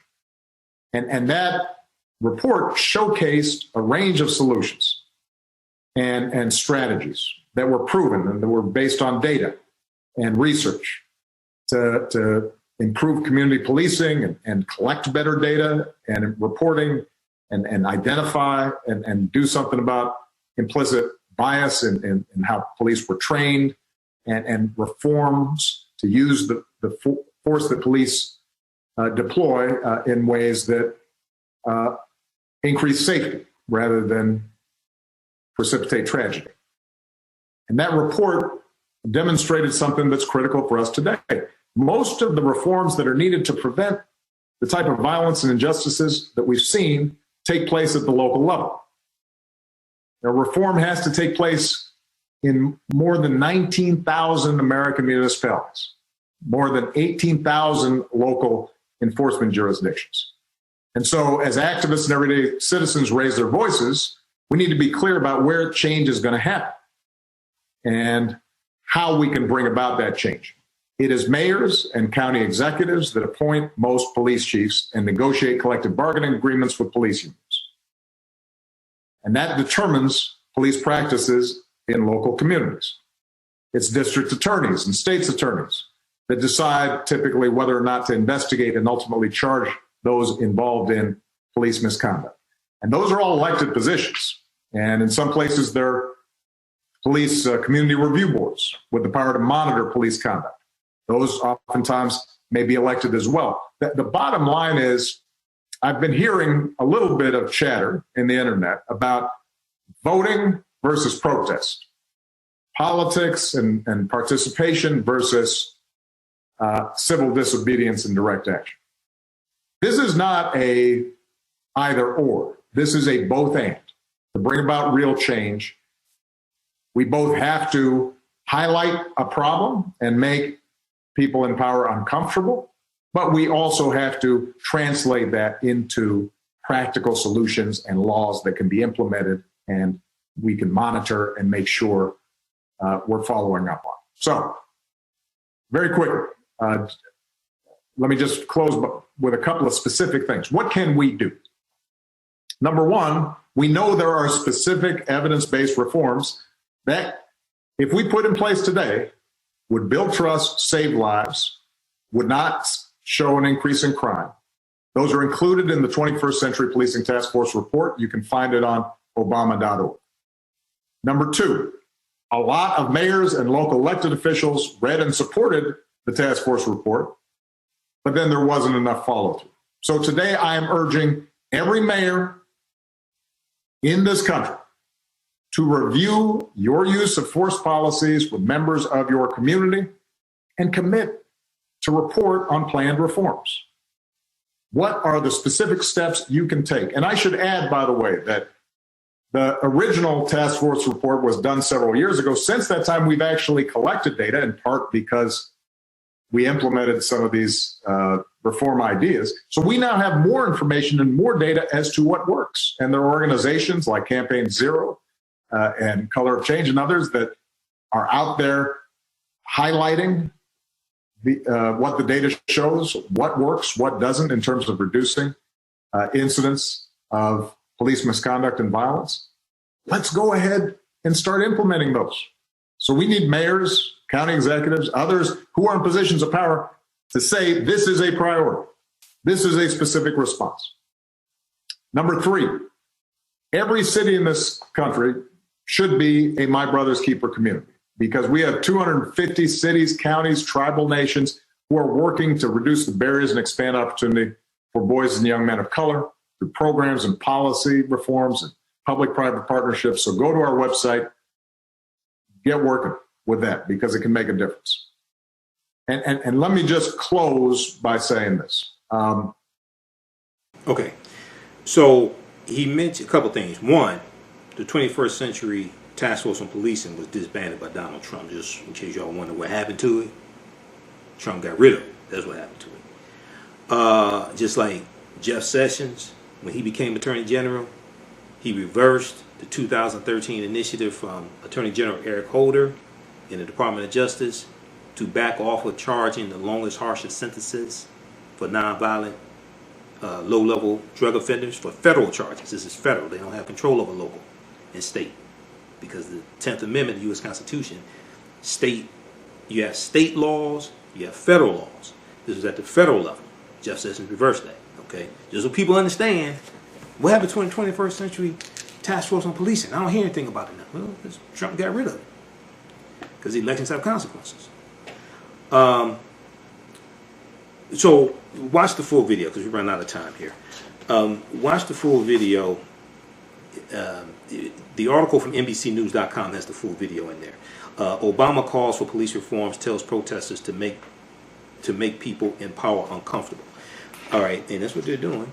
And then he talked about Campaign Zero. So Campaign Zero has, I remember when they were formed, okay? And they have what's called 8 Can't Wait. It's at the website 8can'twait.org.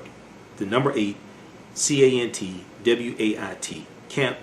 8can'twait.org. Research shows more restrictive use of force policies can reduce killings by police and save lives. And they talk about how if all 8 of these are implemented in at the local level in cities, it can reduce violent. It can reduce, I think, police killings by about 72% or something like this. Let's see, what did they say? Police departments that have adopted these use of force policies kill significantly fewer people, but few departments have adopted them. Okay, so here are the 8, and what's really good about this is you can type in the city that you are in. It lets you know which of these 8 your city has adopted. The police department in your city has adopted, and then it has the phone number to your police department as well. Okay, and I looked at Detroit. So let me see let me pull that up. Yeah, I looked at Detroit, and Detroit, if I remember correctly, has adopted maybe 4 out of 8 or 5 out of 8. But the 8 are ban chokeholds and strangleholds. Chokeholds cut off the oxygen, they cut off the air. Okay, they attack the throat. Chokeholds. Strangleholds attack the side of the neck and cut off the flow of blood to the brain. Chokeholds and strangleholds are not the same thing. But ban chokeholds and strangleholds. 1. Require de-escalation. 2. Require warning before shooting. 3. Require that police officers exhaust all alternatives before shooting. 4. 5. Have a duty to intervene. The Minneapolis Police Department adopted this. They just adopted this duty to intervene. If police officers see other officers are doing something illegal out of hand, like have your knee on the guy's neck for 5, 6, 7, 8 minutes, they have a duty to intervene. 6.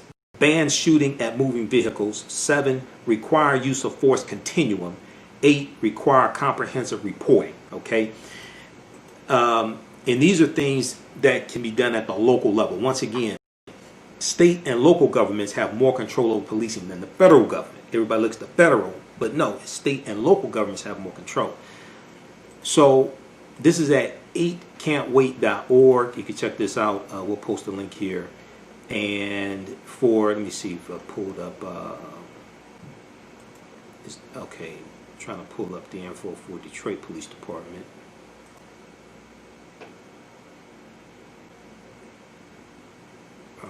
See if that'll come up. Hold on. Okay, so for the Detroit Police Department under Mayor Mike Duggan, Detroit Police Department has banned chokeholds and strangleholds. They require warning before shooting, require exhausting all alternatives before shooting, and they have a use of force continuum. Okay, so the Detroit Police Department has adopted 4 out of 8.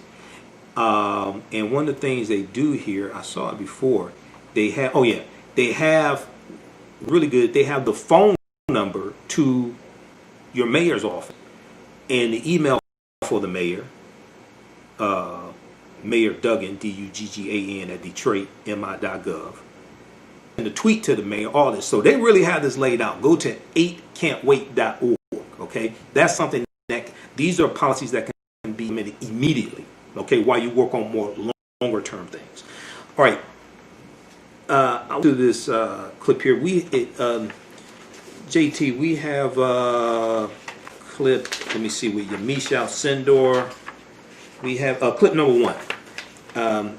We have clip number 1 queued up, JT.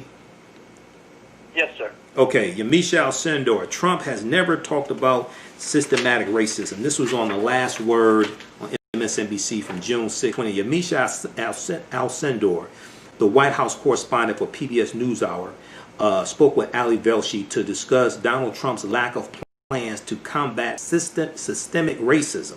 She was also joined by Zelina Maxwell, who added has been implementing quote-unquote racist policies since the beginning of his presidency. Let's go to this clip. Yamish, in and amongst all the back and forth with Donald Trump, you were actually trying to get to the heart of an important matter. The economy, which the president depends on for his popularity, insofar as that continues to exist, doesn't work the same for African Americans. And we have all the statistics to prove that. So you were asking a question about racial inequality, and he was asking with the economy. You didn't get what you were looking for there. That's right. The president, even though it's been several days where we've seen protesters take to the streets in all 50 states, the president has never ever really talked about systemic racism and his plans, his specific plans for people's concerns. What we saw today was the president take a victory lap on the economy and say that we're getting better, when in fact he was ignoring the fact, as you pointed out, that Black Americans and Asian Americans saw an uptick in their unemployment. And when we talk about systemic racism, it's about the fact that George Floyd was killed by a police officer. It's also about the fact that Black people live in neighborhoods that are policed differently than more affluent neighborhoods where white people live. And then, of course, the schools in those neighborhoods then turn out to be places that are not. So what we see here is a confluence, almost a perfect storm of all sorts of racist practices that then turn into the fact that the police end up shooting a Black man more, or I should say disproportionately, a white man. So what we see in the president is him not showing really compassion, critics say, to the victims of policing, but he's also not doing what protesters are demanding, which is actually giving them solutions and talking about what needs to change. He just hasn't done it yet.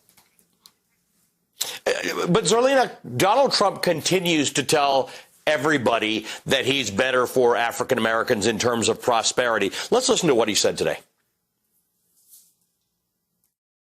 For Black, the best unemployment we've ever had. Black poverty levels are the lowest ever recorded in the history of our country. No president has done more for our Black community. One of the things I'm most proud about is what I've been able to do for the African American community. The lowest job numbers in the history of our country. We've never had so many African American jobs ever in the history of our country by far. Nobody's ever done for the Black community what President Trump has done. And that, of course, that last comment was made today, but this is really over the last 4 months. Zerlina, who believes him? No one, especially not Black people. And I think that one of the reasons the president does this, it's almost very, very cynical.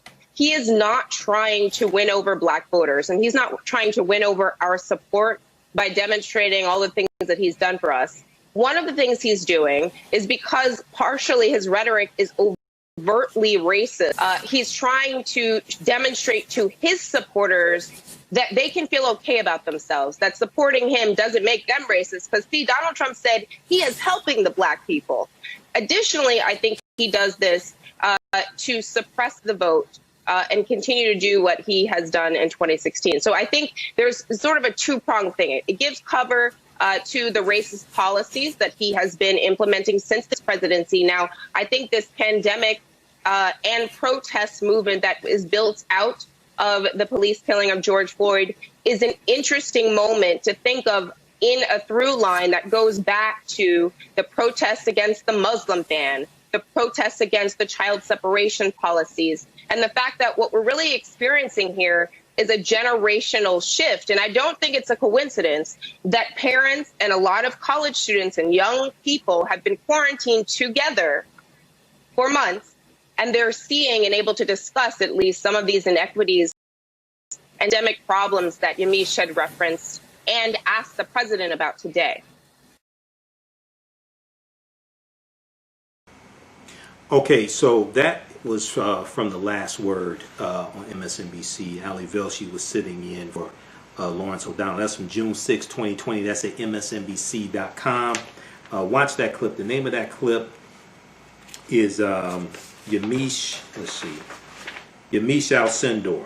Trump has never talked about systemic racism. He doesn't. He didn't want to address inequities. He didn't want to address the fact. She hemmed him up at the White House press conference on Friday. He didn't want to address the fact that the unemployment rate for white people, but the unemployment rate for African Americans ticked up by 1/10 of a percentage point. And then, if you read the article from NPR.org, Trump says strong economy will bring racial justice. Once again, this fool was asked what his plan was to address concerns expressed by the protesters who are protesting all across the country right now. Donald Trump said, quote, "That's what my plan is. We're going to have the strongest economy in the world," end quote. Okay. Now, New York Times has a fact check on his claims. How much time we have left, JT? Yeah, about 2.5 minutes. Okay. New York Times has this fact check that came out June 5th, 2020, updated June 7th. Trump's false claim that, quote, nobody has ever done, end quote, more for the black community than he has. Trump's false claim that nobody has ever done more for the black community than he has. The records of Presidents Abraham Lincoln and Lyndon B. Johnson, among others, beg to differ. Go read this article from the New York Times. We're going to post this link here. Because he's just lying. Look, those lies ain't going to work this time. Okay? Those lies are not going to work this time. All right? So there was a misclassification error also that took place dealing with the job numbers that came out Friday. There was a special note at the end of the jobs report from the Bureau of Labor Statistics that said that if this misclassification error had not occurred, the overall unemployment rate would have been about 3 percentage points higher than reported, meaning that the unemployment rate would be about 16.3% for May. The Bureau of Labor Statistics, the agency that puts out the monthly jobs reports, said it's working to fix the problem. I'm not sure why there was a problem. If you know, you had to put a note there that said there was a problem with the misclassification error, why the error took place. But anyway, okay. Read this article from Washington Post. A misclassification error made the May unemployment rate look better than it is. Here's what happened. That's from Heather Long at the Washington Post. Okay, we're out of time here. We're gonna continue the discussion on my social media platforms, the African History Network on Facebook and Michael Imhotep on YouTube, IMHOTEP. Thanks everybody for tuning in. Also, if you want to donate to the African History Network, $ the AHN Show through Cash App, $ the AHN Show app, or paypal.me/the AHN Show through PayPal. Website AfricanHistoryNetwork.com. All of my DVD lectures are available at our website AfricanHistoryNetwork.com as well. Thanks for all the birthday wishes. Remember, at the African History Network, we focus on educating, empowering, and inspiring people of African, because right now it's correct wrong behaviors, not over till we win. Wakanda forever. Stay tuned for Pastor Mo. We'll talk to you next time. Peace. All right. We're going to continue here. We do 2 hours on 9:10 a.m. the Superstation WFDF in Detroit from 9 p.m. to 11 p.m. Eastern Standard Time. And then since I'm broadcasting from home because of Governor Gretchen Whitmer's stay-at-home order, which she said expires June 15th. So we'll see. The radio station has us broadcasting from home so we can continue media platforms. How's everybody doing? Everybody share this broadcast on your social media pages. Invite your friends to tune in on. All right, let me post a link to here. I'm gonna wrap some of this stuff up because it's been a long weekend. It's been a long day. My 3-year-old daughter yesterday said, she said it's Dad's birthday. I mean, Dad. She can say Daddy, but she calls me Dad. I try to get her to say instead of Daddy, but she can call me Dad as long as she wants to. But okay. But anyway, let's see here. I think I have another clip that I want to cue up. I have so much information. I have like a ton of information to try to squeeze into 3 hours. So I may have to do some other broadcasts throughout the week dealing with this. Okay, but this is a critical time, and I'm doing research constantly. So I want to make sure we try to get this. Okay, So let's do a quick reset. Those just tuning in, you're listening to the After Network show. You're watching the After History Network show.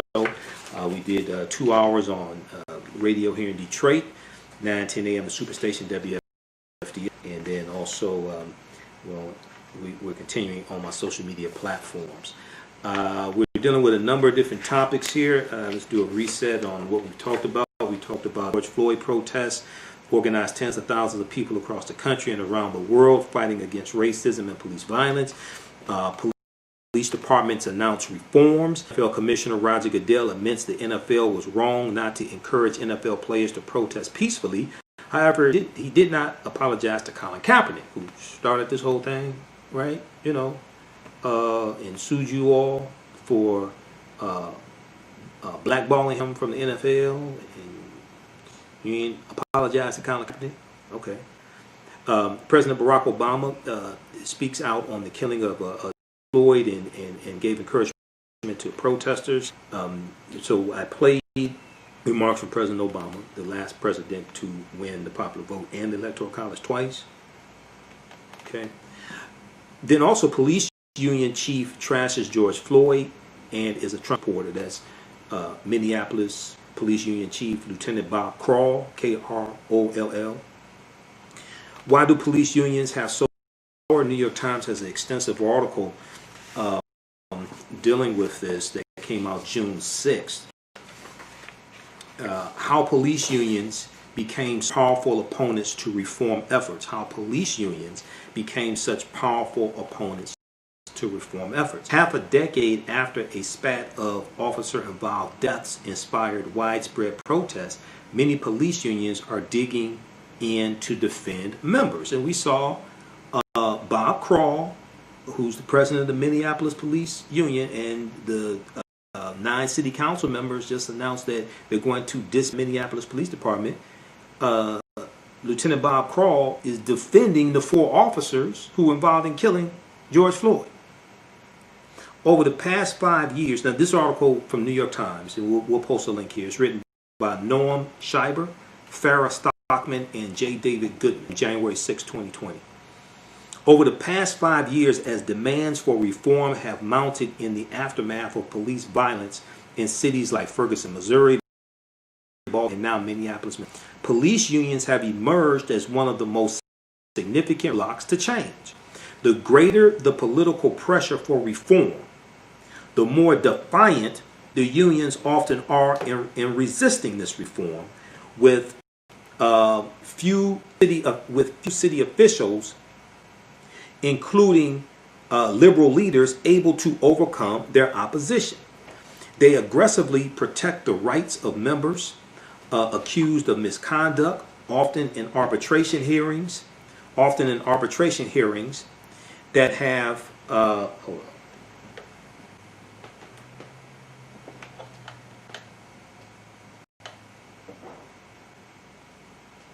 Okay, often in arbitration hearings, the greater the political pressure for reform, the more defiant the unions often are in resisting it, with few city officials, including liberal leaders, able to overcome their opposition. They aggressively protect the rights of members accused of misconduct, often in arbitration hearings that they have battled to keep behind closed doors. And they have also been remarkably effective at fending off broader change, using their political clout and influence to derail efforts to increase accountability. While rates of union membership have dropped by half nationally since the early 1980s to 10%, higher membership rates among police unions give them resources they can spend on campaigns and litigation, political campaigns, elected officials, and litigation to block reform.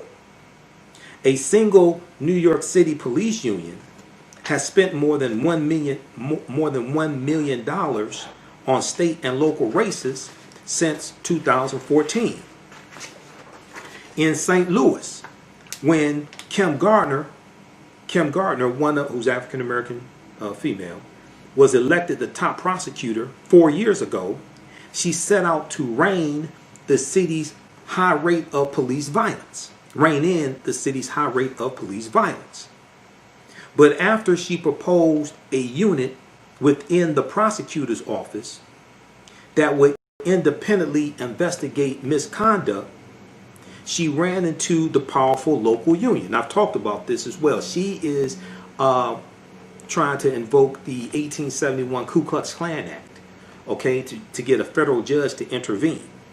Now, the union pressured lawmakers to set aside the proposal, which many supported, but then never brought to a vote. Around the same time, a lawyer for the union waged a legal fight to limit the ability of the prosecutor's office to investigate police misconduct. The following year, a leader of the union said Prosecutor Kim Gardner should be removed by force or by choice. Should be removed by force or by choice. That sounds like a threat to me. Politicians tempted to cross police unions have long feared being labeled soft on crime by the unions or more serious consequences. When Steve Fletcher, a Minneapolis city councilman and frequent police department critic, sought to divert money away from hiring officers and toward a newly created office of violence prevention, he said the police stopped responding as quickly to 911 calls placed by his constituents. Quote, "It operates a little bit like a protection racket," end quote, Mr. Fletcher said of the union. It operates a little bit like a protection racket. Okay? So a spokesman for the Minneapolis Police Department said he was unable to comment. A few days after prosecutors in Minneapolis charged an officer with murder in the death of George Floyd, the president of the city's police union denounced political leaders, accusing them of selling out his members and firing 4 officers without due process. Well, George Floyd was killed gruesomely, horrifically without due process. Lieutenant Bob Krall, K-O-R-L-L, said, quote, "It is despicable behavior," end quote. He's the union president we've been talking about. He wrote in a letter to union members obtained by a local reporter. He also referred to protesters as a, quote, terrorist movement, end quote. Now, Lieutenant Bob Krall, who is himself the subject of at least 29 complaints, he seems like such a nice guy. He's himself the subject of at least 29 complaints, has also chided the Obama administration for its, quote, oppression of police, end quote, and praised Donald Trump as someone who, quote, put the handcuffs on the criminals instead of us, end quote. Now, in other instances, unions have not resisted reforms outright, but have made them difficult to put in place. Federal intervention is often one of the few reliable ways of reforming police departments. Those are the consent decrees coming from this. But the Trump Department of Justice has stopped doing consent decrees. But in federal intervention is often one of the few reliable ways of reforming police departments. Because, see, Attorney General Jeff Sessions, he backed off when he became Attorney General. He reversed the policies of the Obama administration. He backed off of doing consent decrees, investigations into the patterns and practices of police departments. Because the Trump administration has largely taken a hands-off approach to policing. But in Cleveland, the union helped slow the adoption of reforms mandated by a federal consent decree, according to Jonathan Smith, a former U.S. Justice Department official who oversaw the government's investigation of police there. Jonathan Smith said union officials had, now the consent decree under the with Cleveland, I think that was under the Obama administration, if I remember correctly. Sure as hell wasn't Trump. I think that was under the Obama administration after Tamir Rice was killed. Okay, that brought about an investigation into the patterns and practices of the Cleveland Police Department. So Jonathan Smith said union officials had signaled to rank and file officers that the changes should not be taken seriously, such as a requirement that they report and gave instances in which they pointed a gun. Quote, I heard this in lots of departments, end quote, Jonathan Smith said. Quote, wait it out, do the minimum you have to do, end quote. He said he believed that the reforms have since taken hold. He said he believed that the reforms have since taken hold.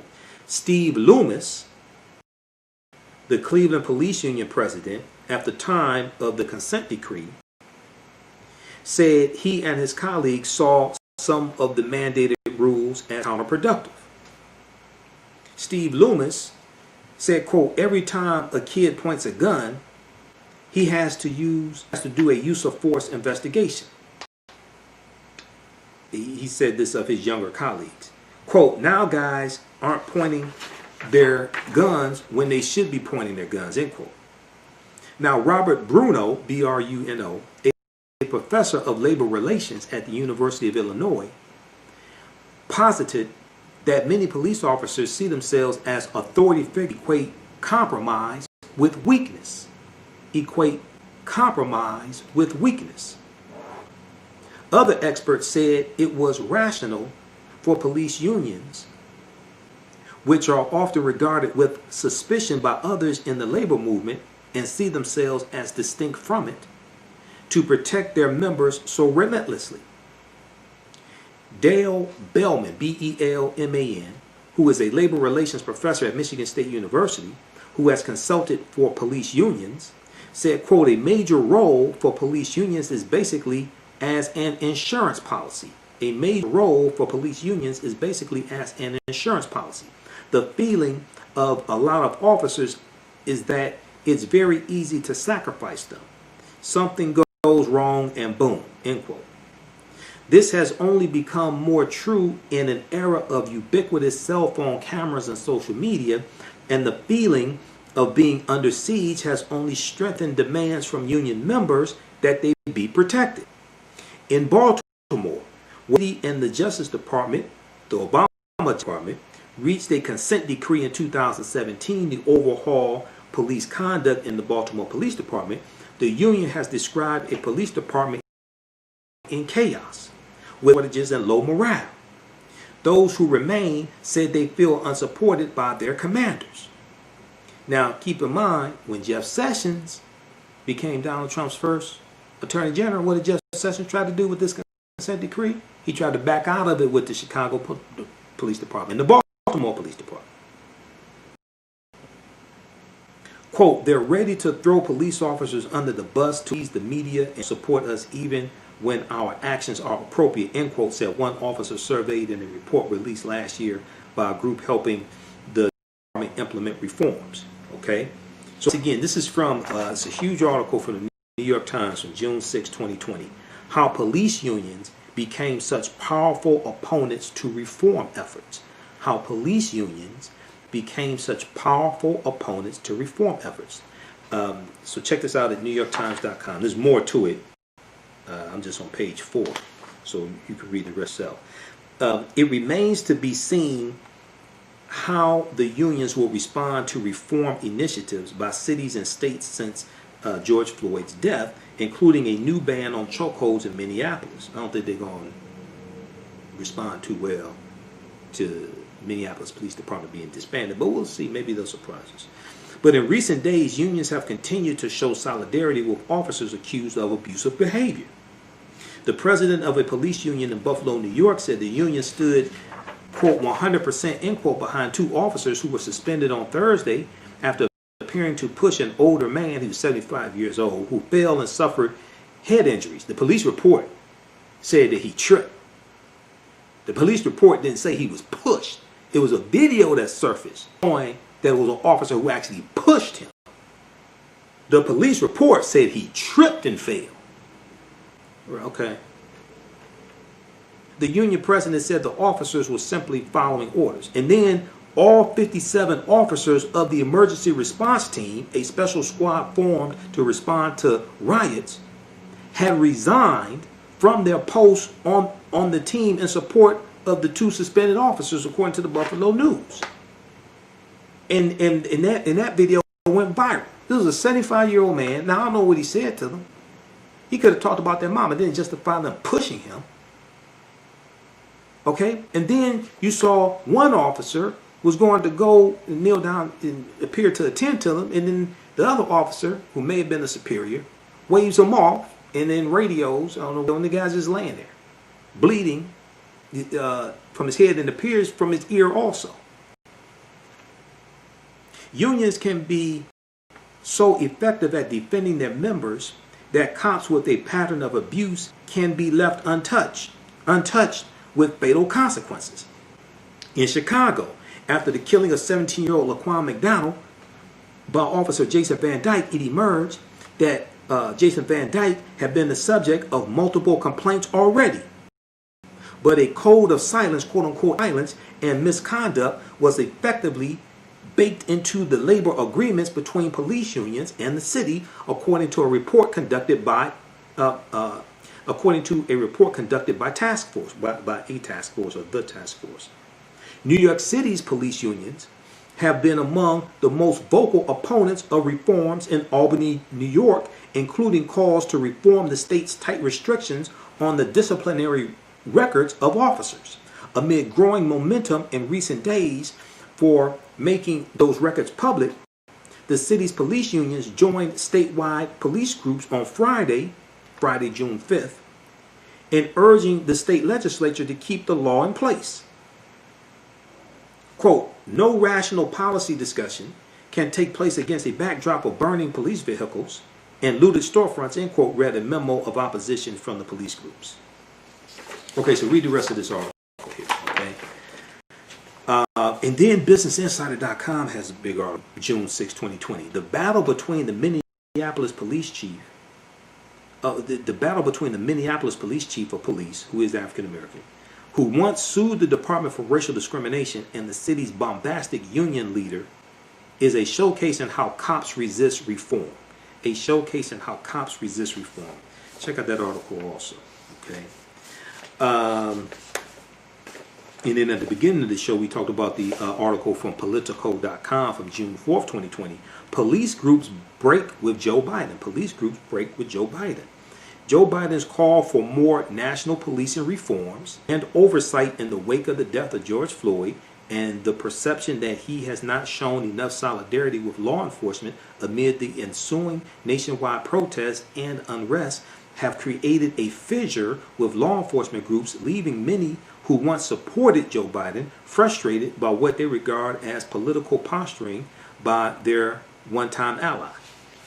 No, what's happened is the times have changed. This is not the 90s. Like I said at the beginning of the show, violent crimes peaked in 1992. Today, violent crimes are at about near a 44-year low. Times have changed. Okay, so we have those articles here, and then so we talked about the unemployment numbers. The May unemployment rate dropped to 13.3% from 14.7%. The positive news was complicated by the fact that the Bureau of Labor Statistics said it had misclassified data in May 2020 as it had in April and March. Without the error, the unemployment rate would be higher, 16.3% for May, down from 19.7% for April, the agency said. Many economists have been predicting the unemployment rate might hit 20%, but they seem to underestimate the effect of the economy's reopening, as well as programs such as Paycheck Protection Program, PPP, which steered $660 billion in loans to medium and small businesses with incentives to rehire employees. So the economy is drastically propped up. Money from the PPP loans, also the money that the Fed, the trillions of dollars the Fed has injected into the economy, but especially the Paycheck Protection money. And as I stated before, so read this article from WashingtonPost.com. Unemployment rate drops and 2.5 million jobs added after states reopen. And then look at the article dealing with the misclassification era. Unemployment rate falls to 13.3%. No, hold on. That's BlackAmericaWeb.com has this article that they picked up from the Associated Press. Unemployment rate falls to 13.3%. U.S. adds 2.5 million jobs. But the article from the Washington Post dealing with the misclassification era is a misclassification error made the May unemployment rate look better than it is. A misclassification error made the May unemployment rate look better than it is. Here's what happened. Okay, so when the U.S. government's official jobs report for May came out on Friday, June 5th, it included a note at the bottom saying there had been a major error indicating that the unemployment rate likely should be higher than the widely reported 13.3%. Now, I don't think Donald Trump mentioned this in his little press conference he had in the Rose Garden. I don't think he mentioned this major miscalculation error. The special note said that if this misclassification error had not occurred, the overall unemployment rate would have been about 3 percentage points higher than reported, end quote, meaning the unemployment rate would be 16.3%.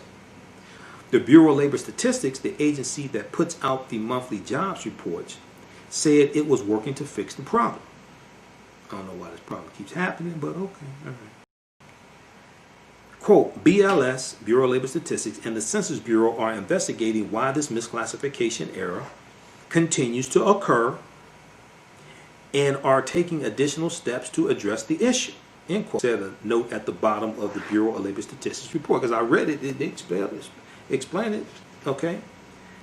Quote, you can 100% discount the possibility that Trump got to the BLS, not 98% discount, not 99.9% discount, but 100% discount, end quote, tweeted Jason Furman, the former top economist for former President Barack Obama. Quote, BLS has 2,400 career staff of enormous integrity and one political appointee with no scope to change the number. This number, end quote. Now, let me see something here. One of the things that was talked about was that the unemployment rate for African Americans went up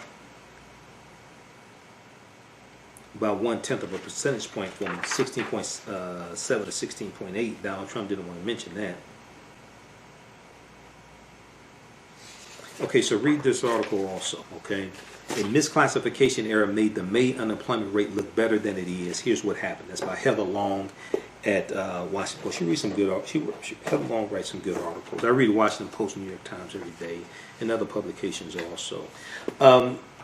My girl over at Associated Press, Kat Stafford, has an article that just came out from Associated Press. I posted this earlier today. Black activists push for criminal justice system overhaul. Black activists push for criminal justice system overhaul. We're Facebook friends. And this deals with how they are, some saying defund the police, some saying abolish police, the different perspectives on this. That's what this article breaks down. Black activists lead the police killing of George Floyd and the nationwide civil unrest that followed could be the catalyst for overhauling the criminal justice system. Okay, let's see here. So read that article here. I don't have time to get. Maybe we'll talk about it next week. That the three officers who were involved in the death of George Floyd, we saw them arrested this past week. Let me see here. Can we? Let's see if we can play this clip here. Ex-Minneapolis cop told other officers, "You shouldn't do this," during George Floyd's arrest, lawyer says. The 4 Minneapolis police officers charged in George Floyd's death tried to warn his fellow officers during the arrest, his attorney claimed in court this past Thursday. The man, J. Alexander Cohen, not sure how to pronounce the last name, Kueng, Cohen, had not yet completed his 3rd full shift as a police officer when the deadly arrest occurred, his attorney Tom Plunkett claimed. So because the other three guys were like in training, they were doing the job.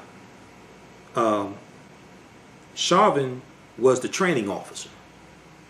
Okay, now this guy had like 18 complaints against him, so why he's the training officer, I don't understand. Training them to do what? So Jay Alexander, this was his third full shift as a police officer. Another guy, this was his fourth day on the job. So Jay Alexander Cohen was in court Thursday along with former officers Tal Theo and Thomas Lane after they were charged Wednesday with aiding and abetting murder, as well as aiding and abetting manslaughter. A fourth former officer, Derek Chauvin, was charged with second-degree murder after video showed that Chauvin placed his knee on George Floyd's neck. So read the rest of this article here. It's going to be interesting to see what happens to them, because I understand you in training, and some people, and there were reports that one of them said, "Hey, should we sit him up? Should we turn him over on his back or something?" But at some point, something should kick in and say, "Hey, get off of him." I know he's training you, but once again, training you to do what? At some point, something should kick in and say, "Hey, look, I think you're killing him. I think you need to get off. I think you need to stop it. I don't feel a pulse." But okay. A lot of people recently have been, with all this taking place, you hear talk about 1619 and we're dealing with 400 years and all this, right? And a lot of people are talking about white fragility, white supremacy, and white fragility. Now, the author of the book White Fragility, Robin DiAngelo, was interviewed by Joanne Reed on AM Joy on Sunday, June 5th, okay? And they talked about white fragility and what's going on now. Let's go to this clip. There are so many dimensions that come together. There's not one single thing that makes it so hard for white people to see and understand racism, much less honestly care about racism. And the first thing is that we don't even understand what it is. We're taught to think about it as individual acts committed by mean, intentional people. And that definition, I don't know that you could have come up with a more effective way to protect the system of racism, because it exempts virtually all white people from that system and is the root of virtually all white defensiveness. Individual conscious malintent across race. Well, that leads to I'm not racist. And I would just ask white Americans to remove that phrase from their vocabulary. When we say I'm not racist, what we're conveying, and you can check me if I'm wrong here, is that we're clueless about what racism is, that we have no skills or critical awareness, that we likely can't even tell you what it means to be white, that we're going to deny and invalidate your reality and your experience. Virtually every act we could identify as racist was committed by a white person who said, I'm not racist. So being a good person and being complicit with the system become mutually exclusive. That's a challenge. Another one is this incredibly precious ideology of individualism. We're taught that we're unique and special. I mean, you were just talking about this idea that white people are objective on racism, which is outrageous. We are the least objective on racism. We are the most invested in a system that serves us and invested in not seeing that system or how it serves us. It's an example of how whiteness perverts reality. If you will. Internalized superiority is another reason. That's probably the hardest one for us to look at, but no white person misses the message that it's better white. At the same time, we're told we could never admit to that or we'll be bad people.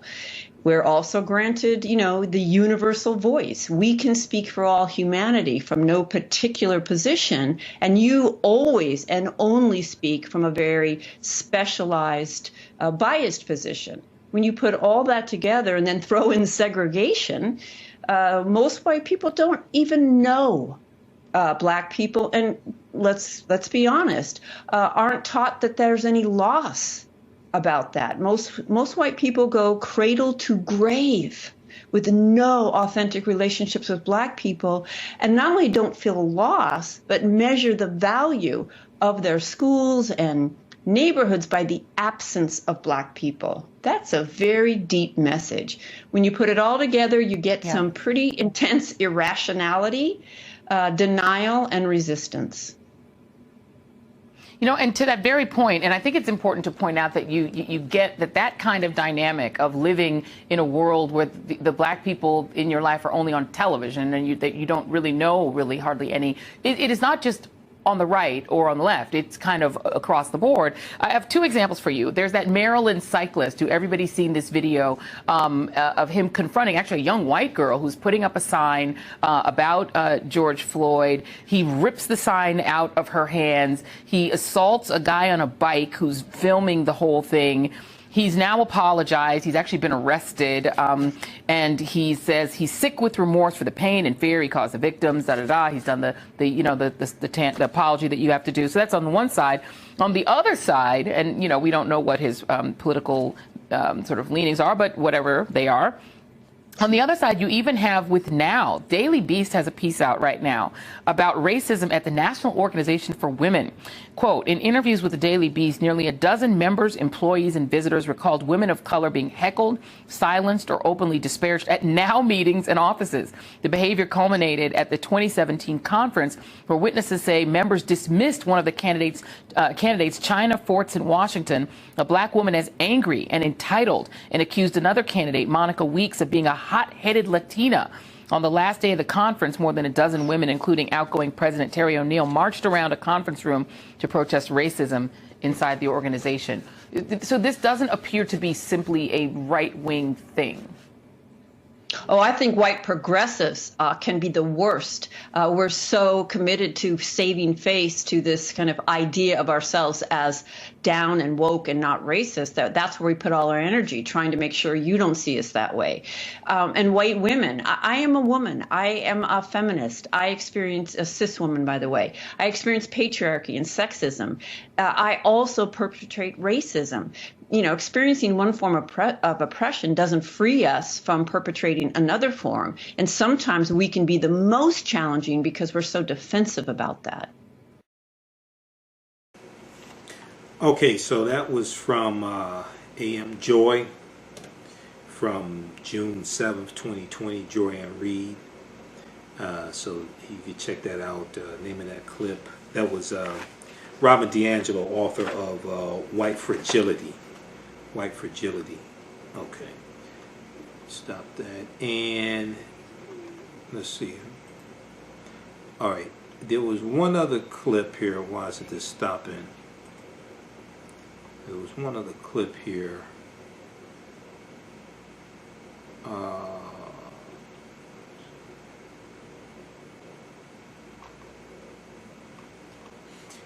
Here's Minnesota Attorney General Keith Ellison talking about the power of police unions.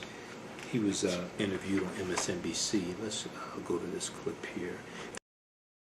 One other question is the question of the police unions. They have a lot of power. They have a lot of control over how they are managed by these states. They influence. They have a lot of influence over politicians. Is that a challenge? I mean, a lot of Democrats are very pro-union, obviously, very pro-union, pro the nurses unions, pro the food service unions. But those unions tend to be relatively weak compared to the police unions. Well, I mean, can you imagine the nurses union having contempt for patients?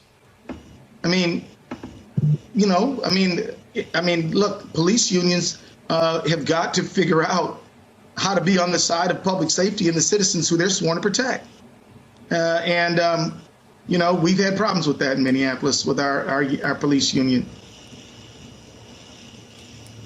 Let me ask you about the Minnesota Public Schools' decision to terminate their contracts with the police department over George Floyd's death. You've had that decision. You've had the university system say that they're not going to use Minneapolis police for sporting events, et cetera. Is that the leverage that the public has at this point? Is funding, because the additional funding, the additional money that police officers can earn in those kind of systems, is that at this point, besides obviously legislation, the leverage that the public has? Do you support that leverage being used? Well, I think that we've got to bring forth a reform, and we've got to use the tools available to do that. I believe in Madera Arredondo, who's the chief of the Minneapolis Police Department. But, you know, the chief doesn't necessarily run everything on the ground. He needs people to obey the rules and his requirements. And he, I think, is an excellent start. But I think we do need other elements of the society to insist on quality service and to not stand idly by and just let it go on and say, well, I'm not part of that. Legislators, community members, faith community members, other institutions need to apply the pressure to update and reform policing in America. And again, we always say there's a lot of good police, and I would be the first to agree. I know many police officers who are great, but we need to put them in a position where the values that they live up to are the values of that department and not the lowest common denominator, because people are too intimidated to come forward when they see misconduct by another officer. Okay, so that was from A.M. Joy also. That was from June 6th, 2020. All right, let's see here. Just a minute here. All right, I want to go to this next story, and then we're going to get into part 4, Joe Biden's plan for Black America, for African Americans, strengthen America's commitment to justice. You can read all this at joebiden.com. This 22-page agenda for the African American community, very detailed agenda. And a lot of people have been asking for it from Joe Biden, and then he put one out a month ago, came out May 5th, and they still haven't read it, which I find very interesting. But okay, whatever. But anyway, Democrats prepare, Associated Press has this article, Black America Web picked this up, as well as NBC News. Democrats prepare sweeping police reform bills after George Floyd's death. Democrats prepare sweeping police reform bills after George Floyd's death. Now, Congressional Democrats, powered by the Congressional Black Caucus, CBC, are preparing a sweeping package of reforms as pressure builds on the federal government to respond to the death of George Floyd and others in law enforcement interactions. Now, with the urgency of mass protests outside their doors, lawmakers on Capitol Hill are working furiously to draft what could become one of the most ambitious efforts in years to oversee the way laws. Senators Cory Booker of New Jersey and Senator Kamala Harris of California, both former presidential candidates, are expected to have a package in coming days with a House bill coming soon. The Senate and House of Representatives efforts are expected to include changes to police accountability laws, such as revising immunity provisions and creating a database of police use of force incidents. Revamped training requirements are planned also. Among ban on the use of chokeholds. You need to have chokeholds and strangleholds because those are different. Also, they need national policies dealing with standards for police training and standards of use of force. You need national policies regarding that as well. Now, Joe Biden, the apparent Democratic presidential nominee, has endorsed such a ban. Representative Karen Bass, who is the chairwoman of the Congressional Black Caucus conference call this past Wednesday, quote, "We have a moral moment in our country. Little stakes of any police reform effort are amplified in an election year by Donald Trump's law and order stance," because Donald Trump just recently said he's the law and order president, and he keeps tweeting law and order, including Donald Trump is on a law and order stance, including his threats to call us military to clamp down on protesters. With mass unrest now entering a second week, was now going into a third week now.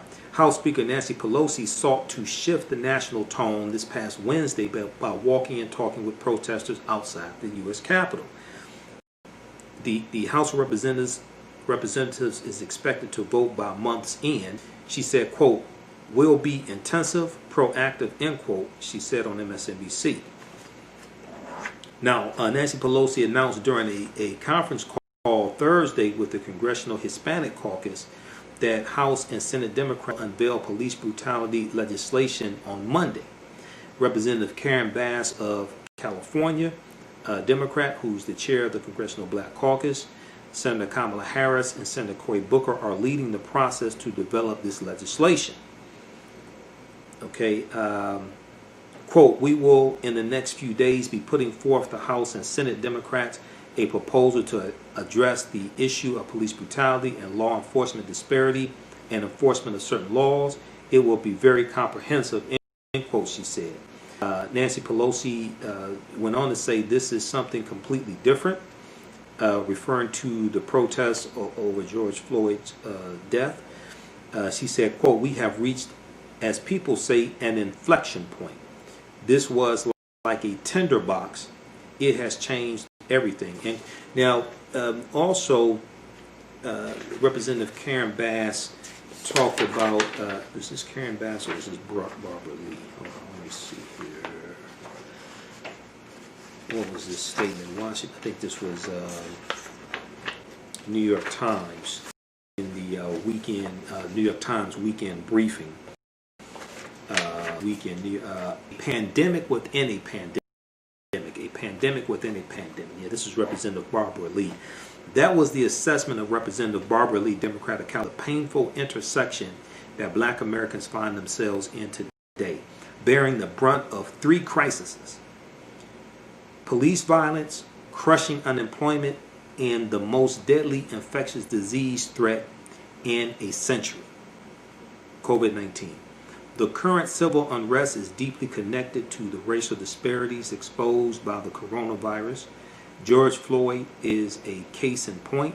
He died with coronavirus antibodies in his blood. The autopsy showed that. So having infection only to die in police custody. The mass incarceration of African Americans has only worsened the pandemic's heavy toll on minorities, including African Americans. Quote, I'm just as likely to die from a cop as I am from COVID-19, end quote, one organizer said. Okay, now, I'm just trying to make sure I get through most of this. Now, with Democrats in the majority, let's go back to the article from NBCNews.com, picked up from the Associated Press. Democrats prepare sweeping police reform bills after George Floyd's death, from June 4th, 2020. With Democrats in the majority, the bills will almost certainly pass in the House of Representatives, but the outcome in the U.S. Senate is less certain. Why? Because Republicans control the U.S. Senate. Democrats lost control of the Senate in 2014. Republicans have failed to maintain control of the U.S. Senate, so they can keep pushing through Donald Trump's not just Supreme Court nominations, but also push through his federal judge nominations. He's gotten 250 federal judges confirmed. So, with Democrats in the majority, the bills will almost certainly pass in the House of Representatives, but the outcome in the U.S. Senate is less certain. Republican Majority Leader Moscow Mitch McConnell, Senator of Kentucky, who's up for re-election November 3rd, 2020, needs to be voted out of office, has said the chamber would take a look at the issues, but he has not used any particular legislation.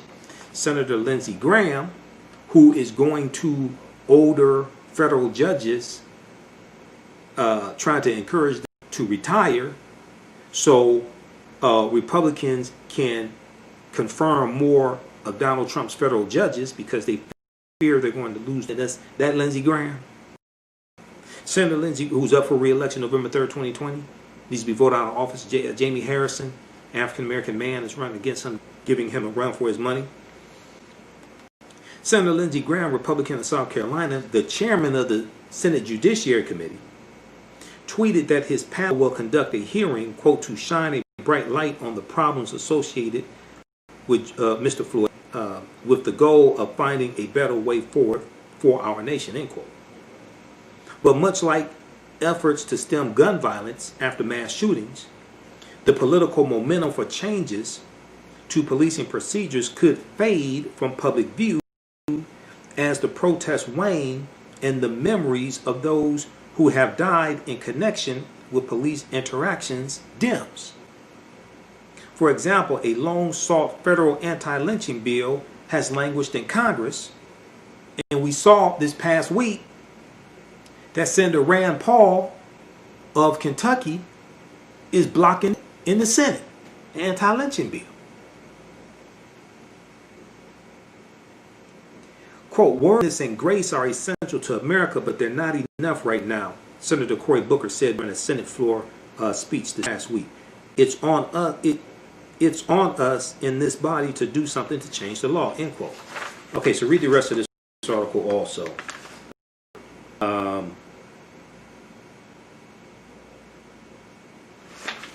There are more statements from members of the CBC. Democrats prepare sweeping police reform bill Floyd to death.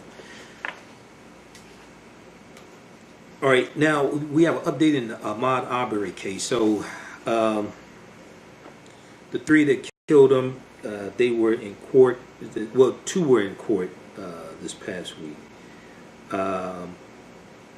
Details came about the case that a lot of people did not know.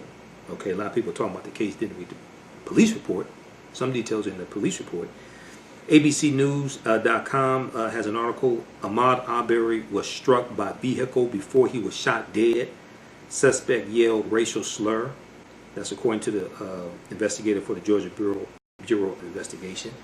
Actually, the racial slur is alleged that Travis said effing N-word after Ahmad Arbery was shot. The white man caught on video. If we look at the article from New York Daily News, I posted this article, it got thousands of likes.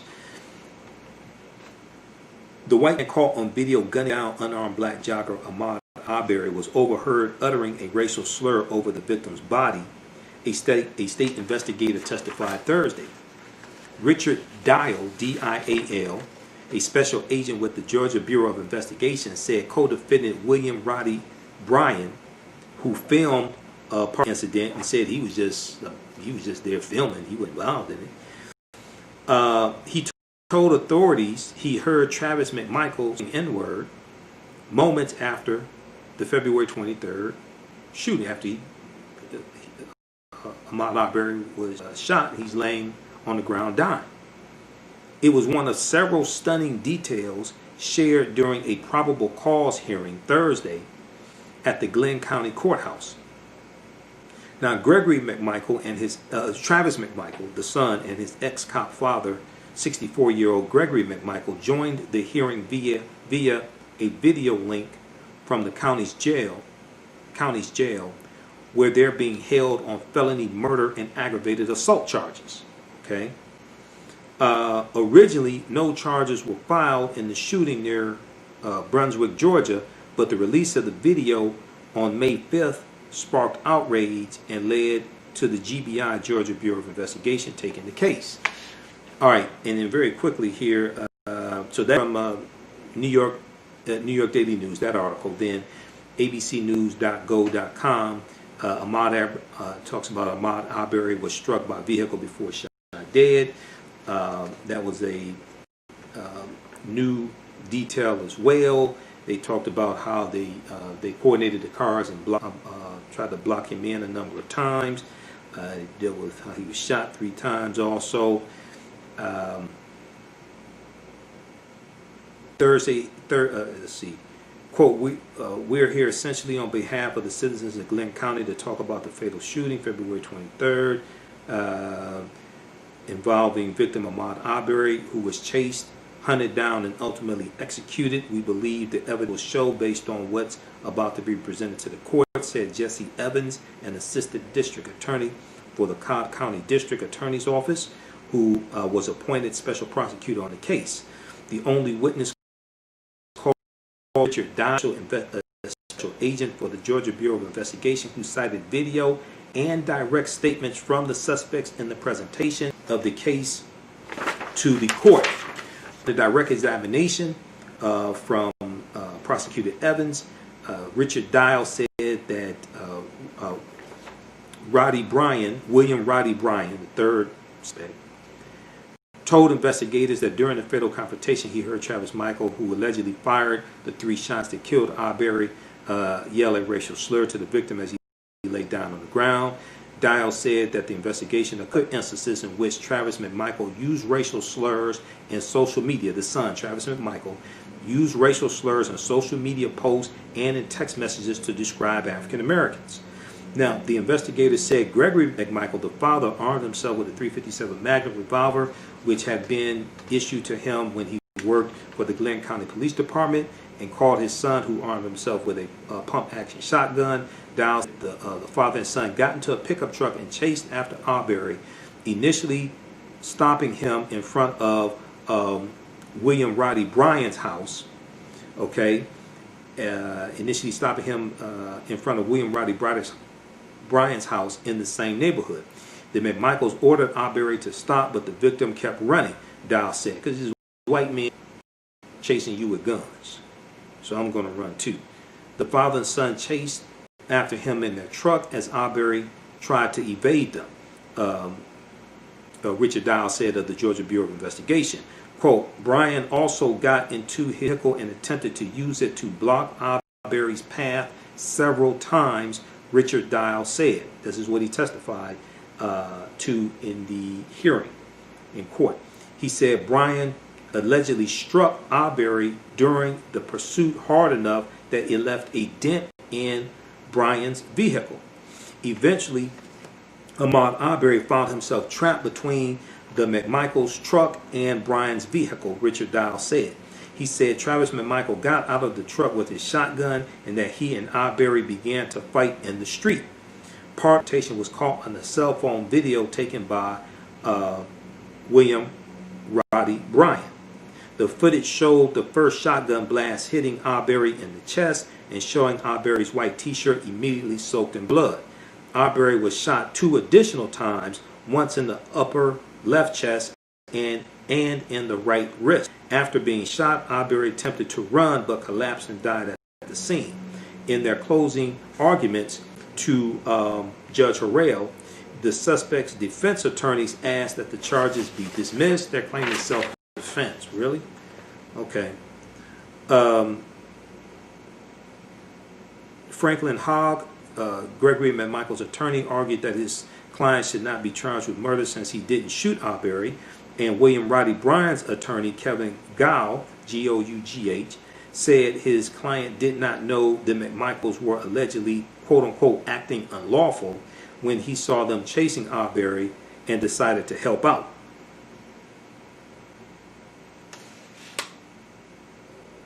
Interesting. Okay, so read the rest of this article here. Ahmad Arbery was struck by vehicle before he was shot dead. Suspect yelled racial slur. Investigator. June 4th, 2020. abcnews.go.com. So I hope they go to prison for the rest of their lives, because that's where they belong. All right.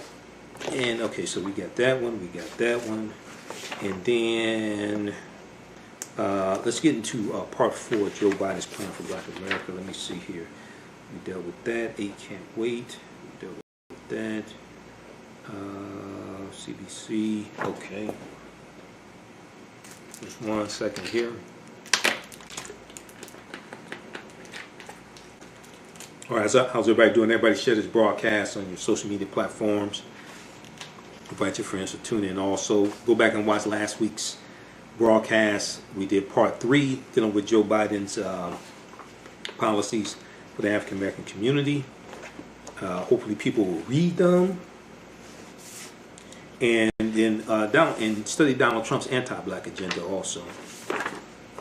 Read the article from May 5th, 2020, blackpressusa.com. This is from the National Newspaper, National Publishing Association. This is a black news wire and this is the African American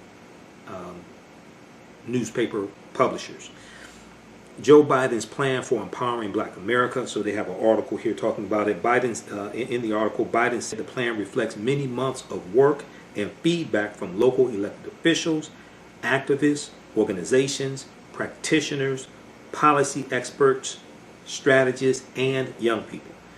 His campaign called the plan a living document. Is going to expand. It's a living document. They're asking for feedback also. Visit joebiden.com. You can read the entire plan. And you can read his full policy platform. He has policies for the Hispanic community, the Asian American Pacific Islander community, the African American community, as well as entire policy platform.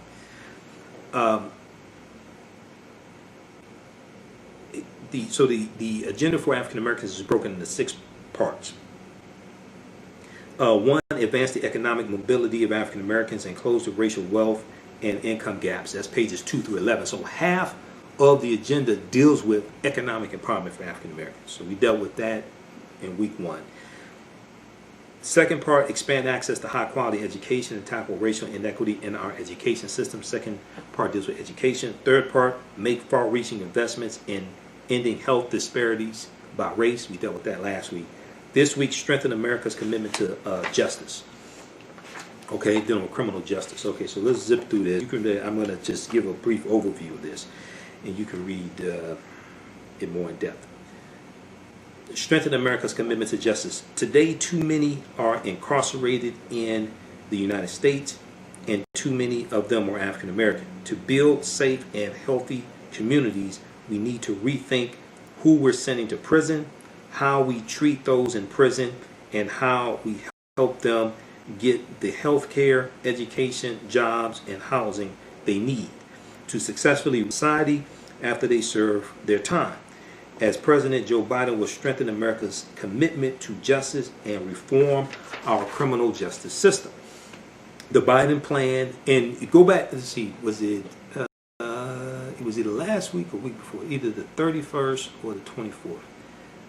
I went and dealt with some history done with the 94 crime bill and what took place before that, because the 94 crime bill was federal law, not state law, and 87% of the people that went to prison after the crime bill became law went under state law, not federal law. A lot of people don't know the difference between the two. Okay, most people who are in prison are in state prison, not federal prison. They're under state laws, not federal laws. So I don't understand the difference here. So the Biden plan for strengthening America's commitment to justice is based on several core principles. They have bullet points and explanations. We're just going to deal with some of these bullet points. We can and must reduce the number of people incarcerated in this country while also reducing crime. Now, it's important to note that in December 2015, the U.S. prison population dropped to its lowest point in 20 years under President Obama. Okay, a lot of people don't talk about that. Newsweek.com has an article dealing with this. Our criminal justice system cannot be just unless we root out. Our criminal justice system cannot be just unless we root out the racial, gender, and income-based disparities in the system.